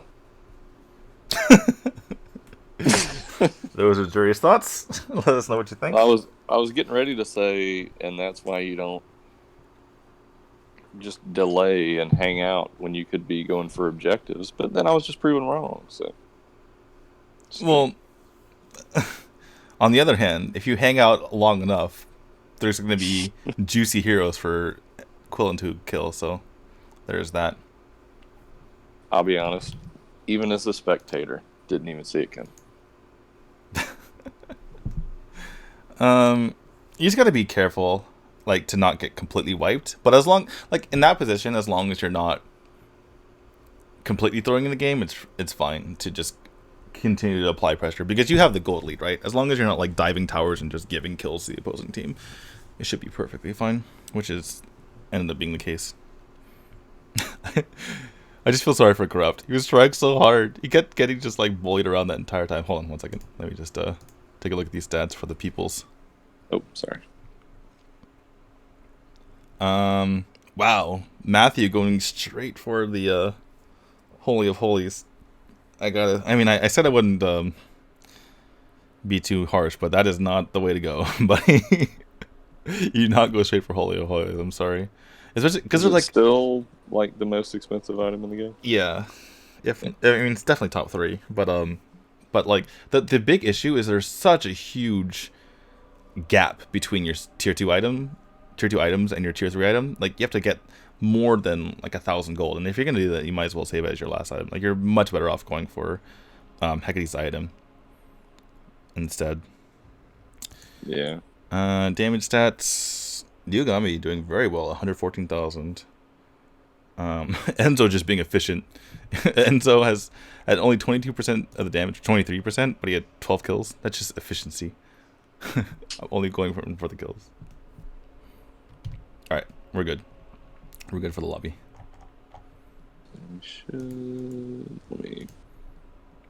Jen, we're almost ready to go.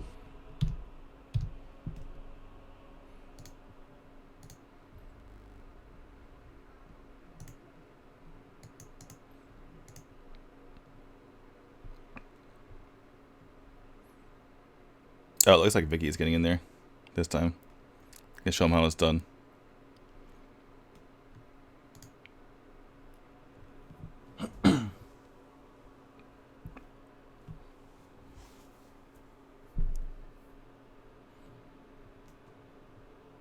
Don't even know what that means. I know we're both. Friend legally touches us up now, right? Yes. Huh. I don't know. Is that legal? I don't. Maybe. If you're a friend, maybe. It depends on the friendship. Well, depends on the type of touching, I would say. Yeah, true. Alright. Looks like we have a switch up in one of the players. Vicky's going to be joining GDL. Do you know what GDL stands for?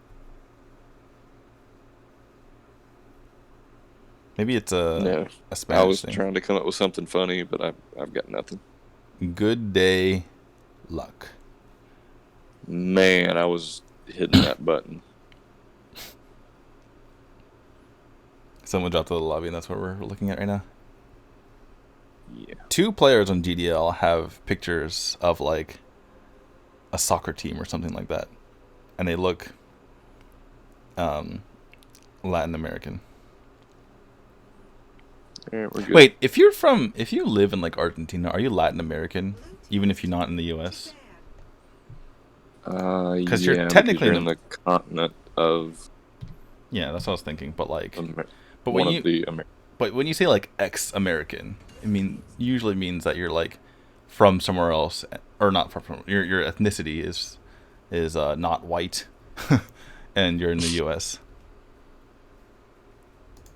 Yeah, but I think the oft unused term is Caucasian American, but it's kind of You know what? I'm gonna start calling people that now. I'm gonna say white American because like people say African American, they say Asian American, they say like I don't know Hispanic. I guess they just say Hispanic. I've seen Hispanic American before though, but I'm gonna call people white American. He's a white American. I mean there's a difference between white and Caucasian. Are they from One the sounds like you tried, and then the other one just sounds weird. Are they from Like the Caucasus Mountains or whatever that is? I mean it's all shenanigans. Yeah, Let's just be we can't just be people because then it wouldn't be fun, I guess. yeah. You know, I'm in spirit of like having less nonsense. I'm perfectly willing to be called yellow just to have like no more nonsense. It's like just call them the color that they are. It's fine. African American takes too long. Plus, they could be from like Jamaica. Like you never know. So they're black. I think jury's being deliberately silent here. So Zip would be pink, right? Zip would be pink. Yes. We're just going down the Maybe spectrum. I might be okay with that just because of the Zip thing. You haven't like compared Diachan there to Quillen. Okay, you just triggered me again. This is Brown Bag's pronunciation. This is me listening. Oh my god! Like in a row, I was watching Zane's stream, and he says Dio-chan, Hyoga's Edge, Ryoma. I'm like, oh my god! Just shoot me! Just shoot me! You did call me out for being quiet. I was trying to do the right thing.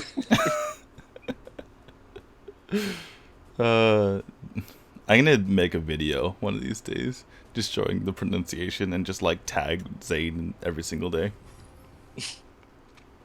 How to Say Words by D2. Yes. Diao-chan, Ryoma, but if you can't say that, then say Ryoma. Hyoga's Edge. What else is there? I just want you to say the full name of the spear. Spear Longinus. Yes, I just needed that. No reason. It never gets old. When I first heard that, I like laughed really hard too, and then I looked it up, because I made a point of making sure to pronounce everything correctly because I'm a commentator. So I like looked up all the stuff and like their historical origins, and I'm like, it actually is called Longinus. Well, I'll be damned. But like, I feel like I can picture your face when that realization occurred. I was disappointed. I was disappointed. I was like, really? I got to say that now? Dang it! Who are you disappointed in? Like, just the world. I didn't know if it was like Tencent as a corporation or like whoever that came from originally in the first place. Anyway, other words that are interesting are Zweihander, which is German, obviously, and then like Clavesancte, which is or Clavesancti, which is like Latin American. It's like an instrument, but it's also like the word claves. I'm fine with people saying claves though, because it's like, it's hard to know any better. But I remember once a brown bag called Muramasa marasma. I was like, what? Are you kidding?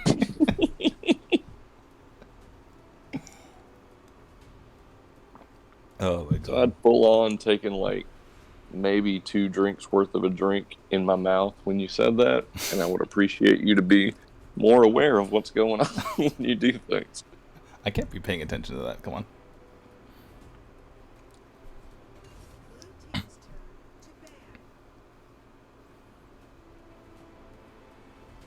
I saw an arm, and then it disappeared. Ooh, Discord notification. That's never good. No, somebody DC. Nah, it's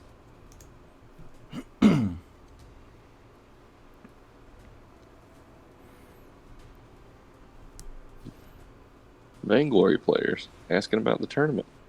I gotta do this one. Hmm. I'm not a machine. I thought you were. You could have confused me. I'm actually I'm surprised that they went for. I'm the slowest functional machine you know. I'm surprised they went for Florentino. I guess I'm going Florentino in the jungle. I say that because they had Richter already, and Richter's worst enemy is Florentino. And don't at me in the chat with like, oh, it's a skill matchup. It's like, no. Every time you've beaten Florentino with Richter, that Florentino was garbage. So, um,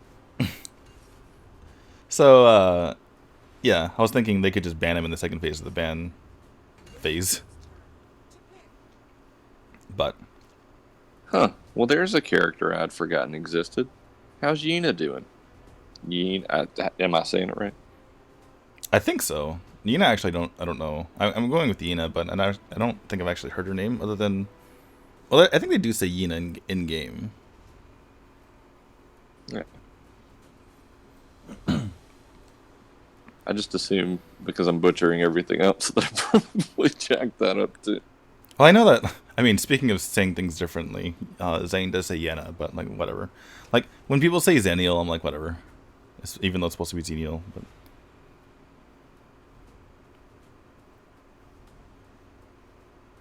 You know, that's a mild difference between yeah. Ryoma and Ryoma, or Well, no. uh, Well, the thing is, he says Ryoma, which is like the whole point is like it's two differences, right? First of all, like I is like two vowel sounds rather than the reason why it throws me off is because there's two vowel sounds that he's inputting instead of one, and also it's completely different, right? So it's like I e rather than e, and also he's emphasizing the first syllable rather than the second syllable, so it's like doubly bizarre. It's like when Matt Andrews said Telanius, and we're like, what? Telanius. I don't know. I've seen Talanis butchered in so many different ways. Who was it? Community, who I really enjoyed as a caster. He said Teleanus every time. And I could feel my brain bleeding every time I heard it. And he couldn't say it any other way. Oh, by the way, if you're watching this, you're great. And I miss you. I was supposed to here, first of all, let me just fix the score. But I was supposed to reply to you about Yina. Yina's good, but you need to be good or to use her properly. That's why I respect the ban. It's like just in case they can play Yina, but not many people can play Yina very well right now. How do you feel about this blue team?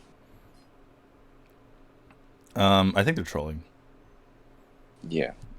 I think just making sure. I think they're seeing how. I mean, it's somewhat risk-free. But like, how much can we get away with, right? We crushed them last game. Let's see if we can get away with Ozenka and Wiro. I mean, if you're gonna play Oz and Ka, you gotta have the Charlie Brown Halloween skin. I just feel like that's important. Wait, does Wiro have Desperate Duel? That's weird. Desperate Duel. Which is like, if you stay in a fight long enough, you get like a burst of healing and armor pierce. Wouldn't that be good though? Ozenka has, but he's a support. Ozenka has Holy Thunder. That is actually that's not bad. That's not bad. And the reason why is because you can dust double the minion wave, and then that little bead will just arrive and be like boom and just like explode in your face.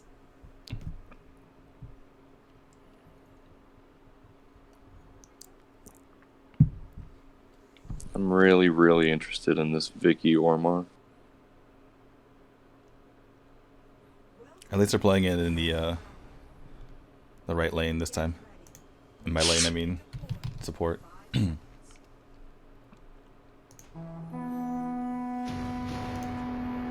Speaking of which, let's follow Vicky, who's in. Do you want to pause the game? Give him a second, because Alex is still in the fountain.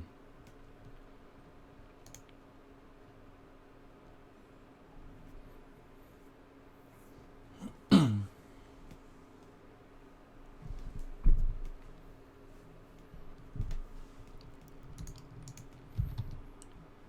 trying to remember what enchantment, the tier 3 enchantment that Vicky has is called.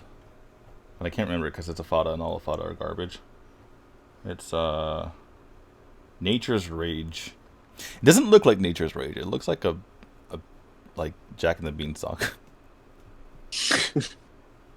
It's literally just like a vine coming out of the ground. Nature's Rage. Basically, anytime you stun, you have like a little aura around you that damages people. Yeah, I've seen that one. The one I always take is the one that you get hit points for no apparent reason. And it just stacks 50 million times. You mean, that's a tier 2 one though. He might have that anyway. Or she might have that anyway. We're taking quite a bit of damage. Oh, there it is. There's the Holy Thunder coming from DC Gaming. Take that, Dust Devil, to the face. It comes with an extra special helping of thunder. You're just teeming with sarcasm. No, I love it.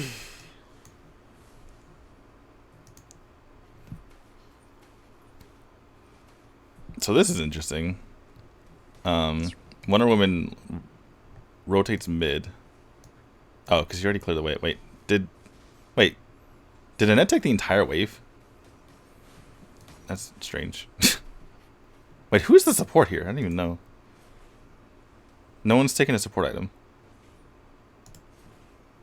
Yeah, I mean, I'm confused by this whole team. Because okay, To be honest, I can't figure out who's doing what. okay, well that's a very well, they're doing a pretty good job. That's a beautiful wind cuffs into the I think it's called Sand Punch, and they're all dead, so it doesn't matter. I didn't know if we were playing. Okay, so when I mentioned the Desperate Duel being bad, I was assuming he's going to be support, but then they picked Annette. So in this case, Desperate Duel is actually pretty good. But anyway, while I say that, a big fight coming in. Very nice pushback by Bar on the Raz. And that's going to be a 3-for-1. Maybe even more if Matthew can get a kill. Flicker coming away from DC Gaming. Tries to get the stand punch. Flicker over is Matthew. And Morrow's going to join the fun. And down he goes. Corrupts, can you help out the situation? No. And, wow. GDL fighting back. Yeah, they're really going to need to push back hard because it just seems like both of them have a lot of sustain and a reasonable amount of health. But I feel like, to me, the red team's just going to be able to do more damage. Yeah. GDL definitely has way more damage. I think I think that the strategy here for was it Black Dragon? I forgot. Our blue team here is to have like most of the damage coming from Lindis. But speaking of which, she is getting pushed black into oblivion. That was the thing I was going for. And down goes Weiro after his passive procs. So the picks aren't working out too well. They had a good start, but since then, not going so well here for Black Dragon.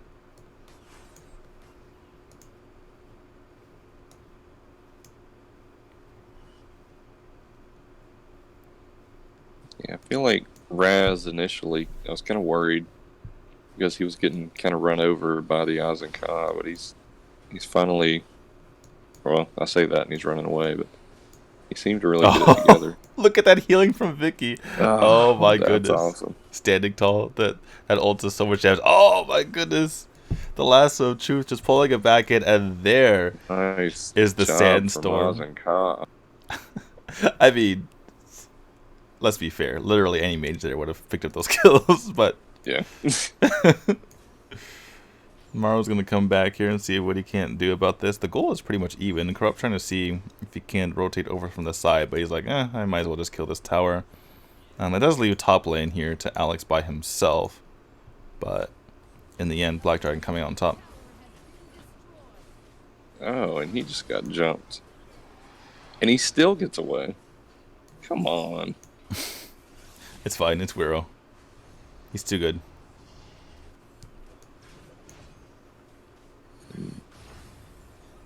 I was about to say, if Ozenka survives that, something is wrong. Ozunga is one of the more vulnerable heroes in the entire game. He is very, very slow.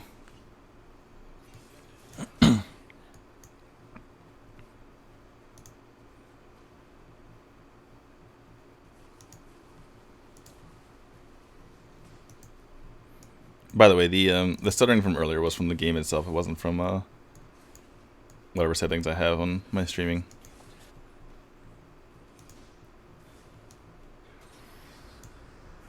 Oh, here comes the ult. I love the ult is from Vero is so dumb, honestly. It's like you can just get stunned out of it. You're like, here I come, I'm going to ult you. It's like, what if I just stunned you? It's like, oh darn it. Alright, fight. Even with, if you purify, I mean, I guess it's too late. I mean, you can purify. So it doesn't matter. Well, you can purify like mid stun. Like if you're like in the air, you'll like teleport back to the ground.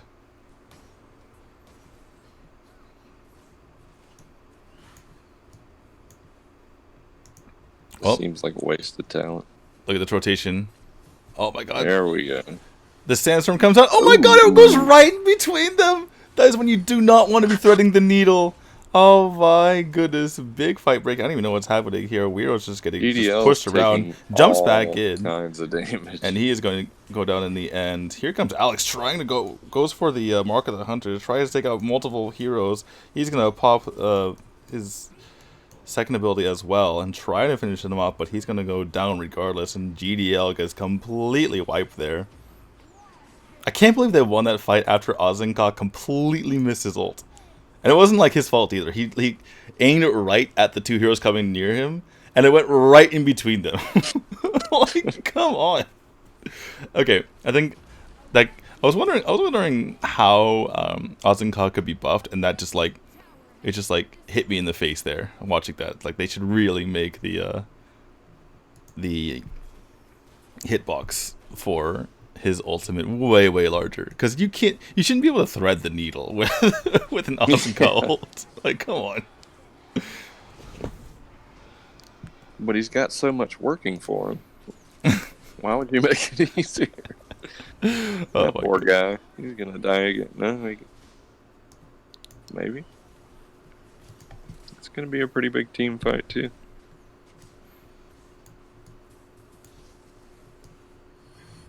Wonder Woman's just ruthless. Oh my goodness, beautiful lasso true. There's the ult that Ozenka was looking for. Doesn't really petrify anyone though.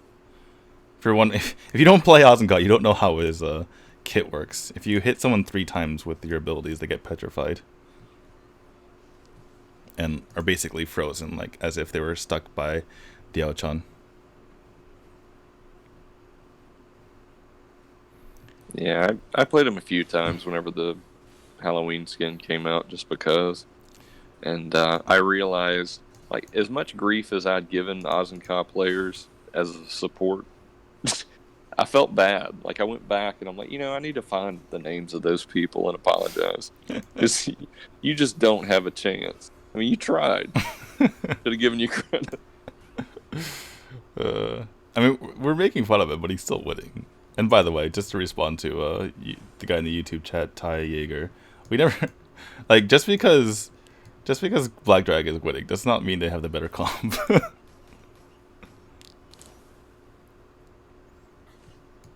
Like, we were making fun of their comp, and for good reason.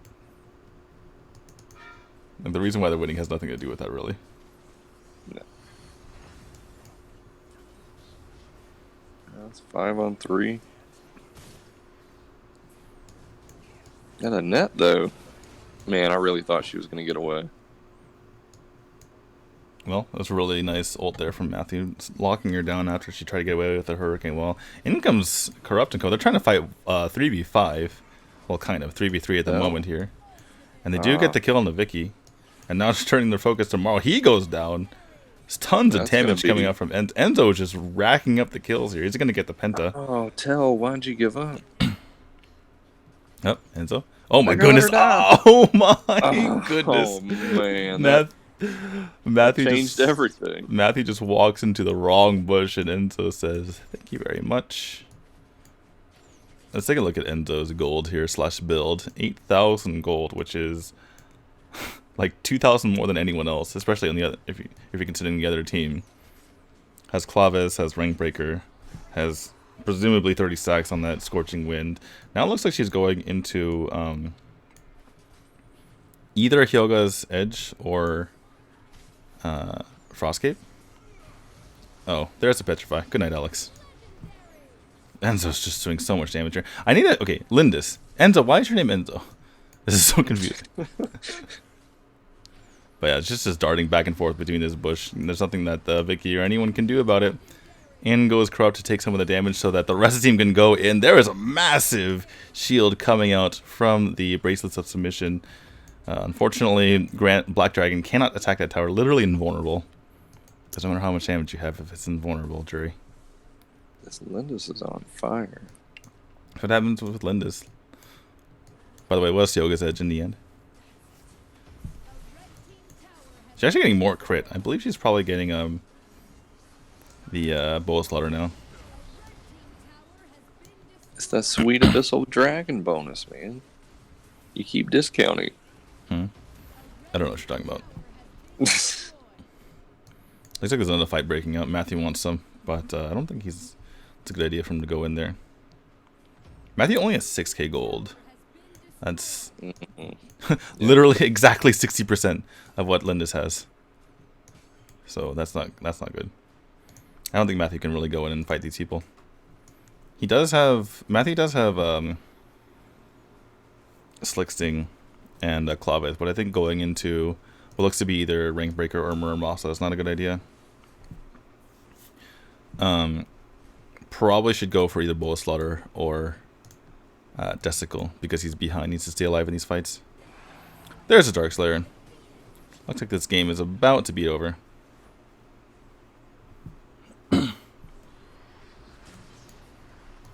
Lindis got bow.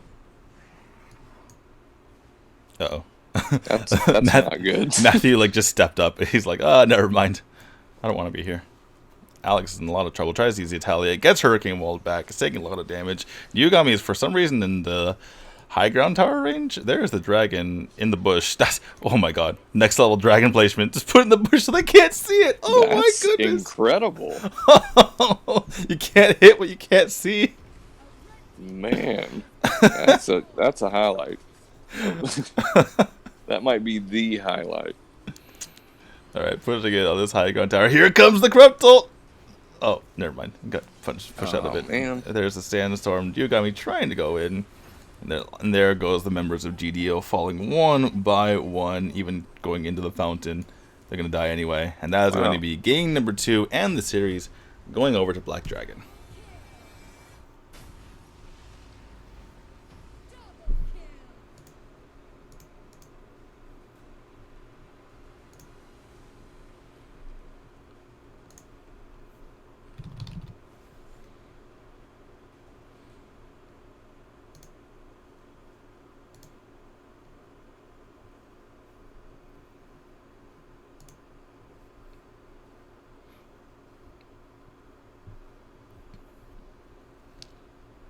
Do you like Arena of Valor? Your feedback is very important.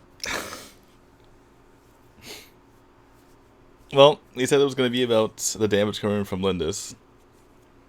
And she did lots of damage. 15 kills. Didn't get the MVP, though. Wonder Woman stealing that away.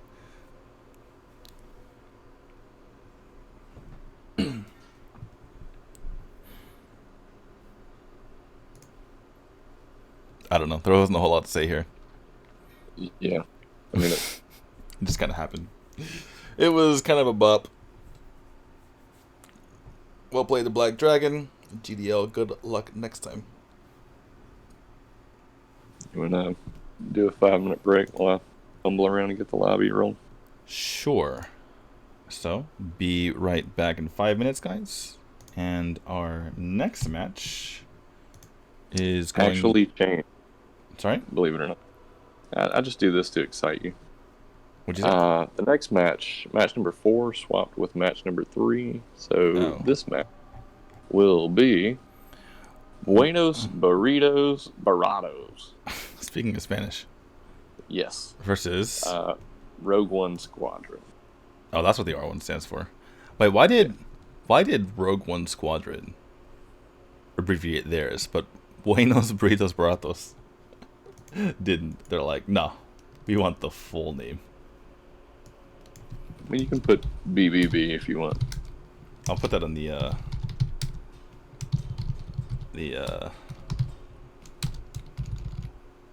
game screen.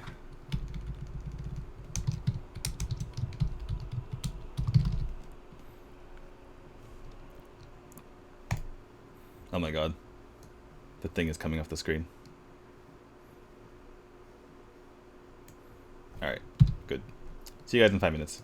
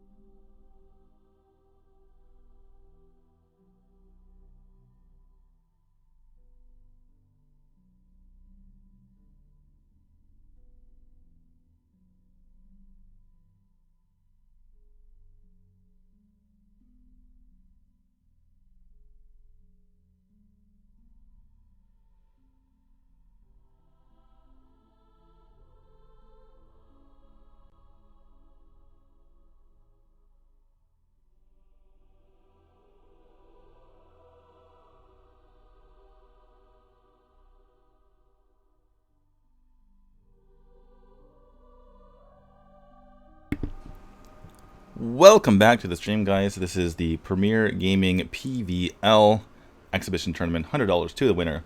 Our next match is Buenos Burritos Bratos, which I have learned from one of the players, Hitman, it means good and cheap burritos. Good and cheap burritos. I do like good and cheap burritos. How about you? I do. But I'm trying to figure out. Ninja was a part of VVV, right? Well, not every language can say VVV. I'm sure the Japanese people in the audience appreciate being switched to BBB. Yeah, but Hitman wasn't a. Like, I remember these names, but I just feel like they were from multiple teams. I'm trying to. I guess I had not really looked deeply into the roster, but as I'm looking at it, these are some pretty good players. Like, Tony's good. And there's some pretty good guys. Hey, you know what People. they say? Maybe not guys. I don't know. You know what they say? That those who love good and cheap burritos are also good at gaming. It's kind of a fact. Do they say that? I mean, that is true. Like, I think Well, Taco Bell needs to get into the pro gamer circuit because they don't realize how much money they're making. that is true. I can. If there was a Taco Bell ad like while I was watching the esports event, I'd be like, "Oh God, I need to go to Taco Bell now." Like So you're 1-to-1. If Chick-fil-A and Taco Bell set up stands at a major esports event, I'm saying Taco Bell would win. no. I'm just saying like fast food really needs to get into the game in general, and providing like ads on esports events. It's always been like computer parts, like especially like mobile esports, mobile gaming, right? Not everyone has the money to buy, computer parts, but you put a Taco Bell ad out there. That's like a 1-to-1 conversion, right? Like everyone's going to get Taco Bell if they see that ad. You mean I can get that 15-cent burrito for only 99 cents? I'm in. Hey, that's like disingenuous because just because it takes Taco Bell 15 cents to make it doesn't mean you can ever make it for yourself for 15 cents. That's true. And I only know that. I know what it costs to make food at Taco Bell because I made friends with people that worked at Taco Bell when I was playing WoW 15 years ago. Nice. Is it though? I don't know that it is. Well, I mean, it's not nice.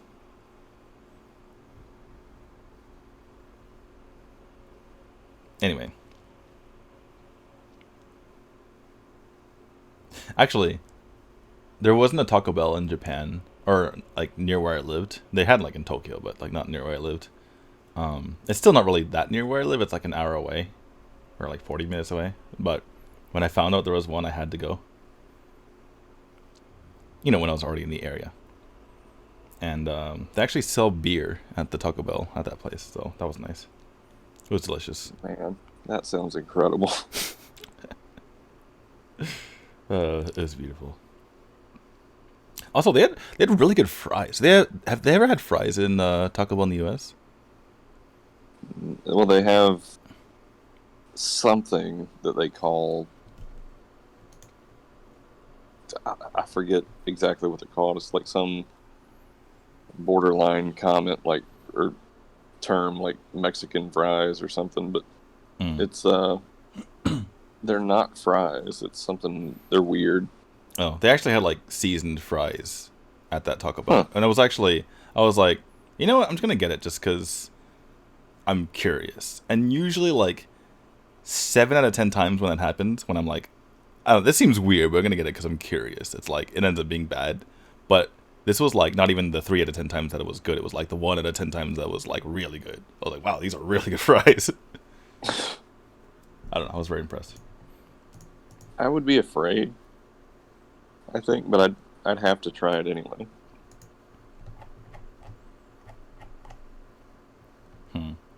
Looks like my restream chat is not showing the Twitch chat anymore. Feels bad. Ask me what I'm doing tomorrow. What are you doing tomorrow? Well, my wife really, I guess as always, wanted to see the Backstreet Boys live in concert. Ah. And I, on the other hand, have never in my life ever considered that as an option for any reason. So my wife is making me, well, no, she's not making me. She's going to see the Backstreet Boys, and I'm just driving. Mm. I'm not even going to the concert. I can't. Oh. It's just, Someone's gonna drive, right? yeah. So I'll be doing league stuff all day or all night. I think While we have. she's I think we have players actually in the chat who are getting impatient. Do we have an update? well, I mean, we're waiting for 2 more people from Rogue One. Okay, that's the update. Anyway, sorry. Weekend tournament was delayed too long, and these kids have bedtimes, even though it's. All right, so that's going to be a win for BBB. the Burritos. Oh. Congratulations. Good job, burritos. You were too cheap and too good. It was delayed to still being during the tournament time. All right. Next, let's see. Jordan Green. Just gonna message. I'm guessing Don't Ban Lindis has Zane on it.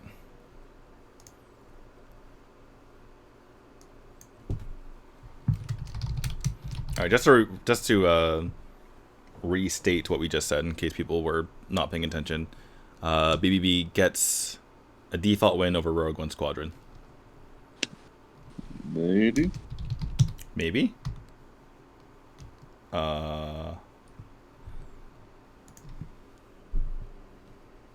Maybe?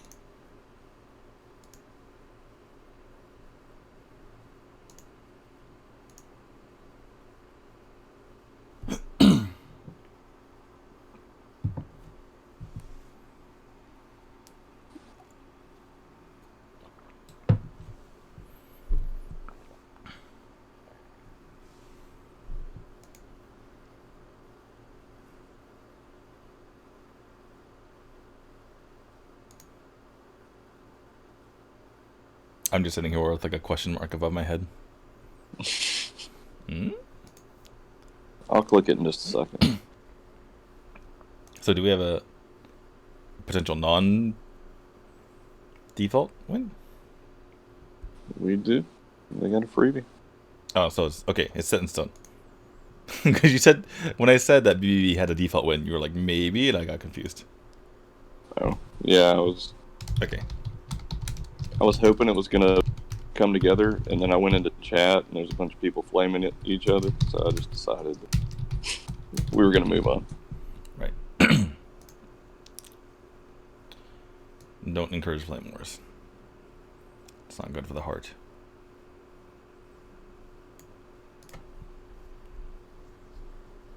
Do we have are the next teams ready? Possibly. Getting everything set up. I am in the lobby now. Should be a short period of time.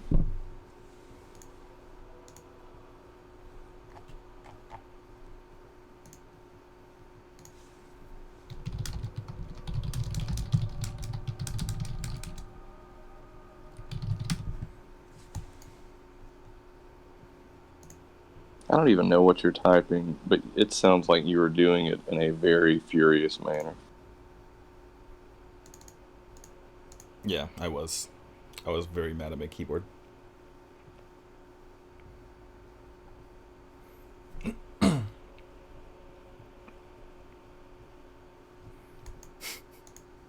I was just asking Hip because you were saying that like they were flaming each other, and I asked Hitman if he's being mean to them, and he's like, "No, they're being mean to me." Which you always know that there's two sides to every equation.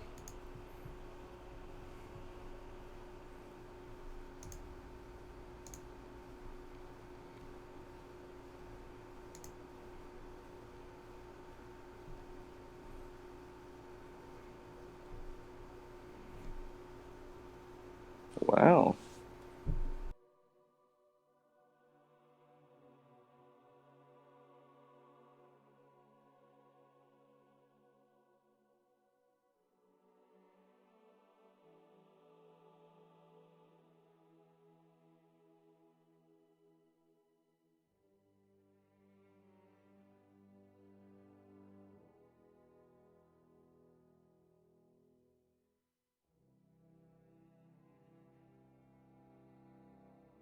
Hmm.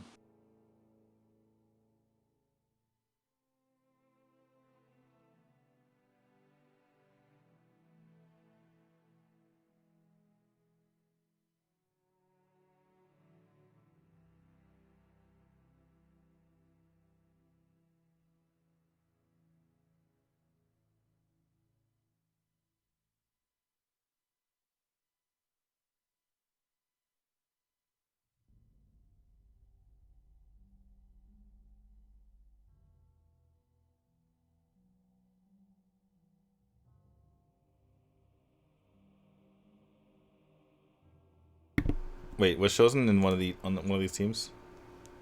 Yeah. Okay, he was sending me a lobby request, and I was like, I don't want to get into a game. That's not the right game.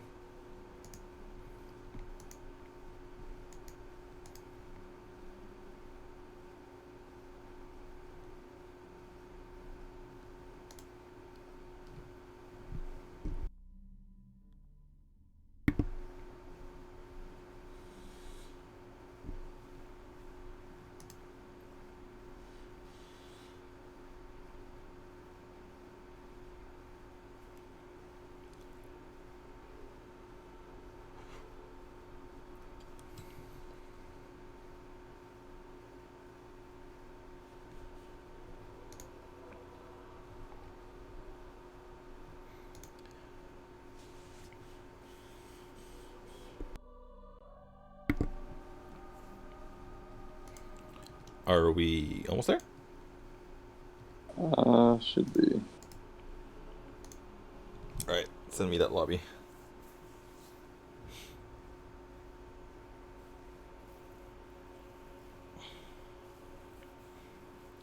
Just a recap for everyone who's like kind of stopping in and out.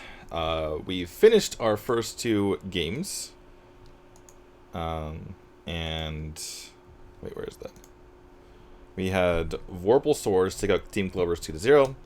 We had Black Dragon take out Team GDL 2-0. And then we were moving on to Buenos Burritos Baratos versus Rogue One Squadron.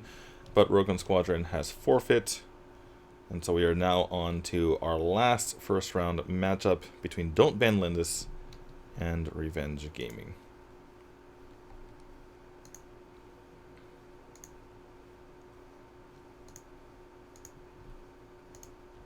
Well, we may.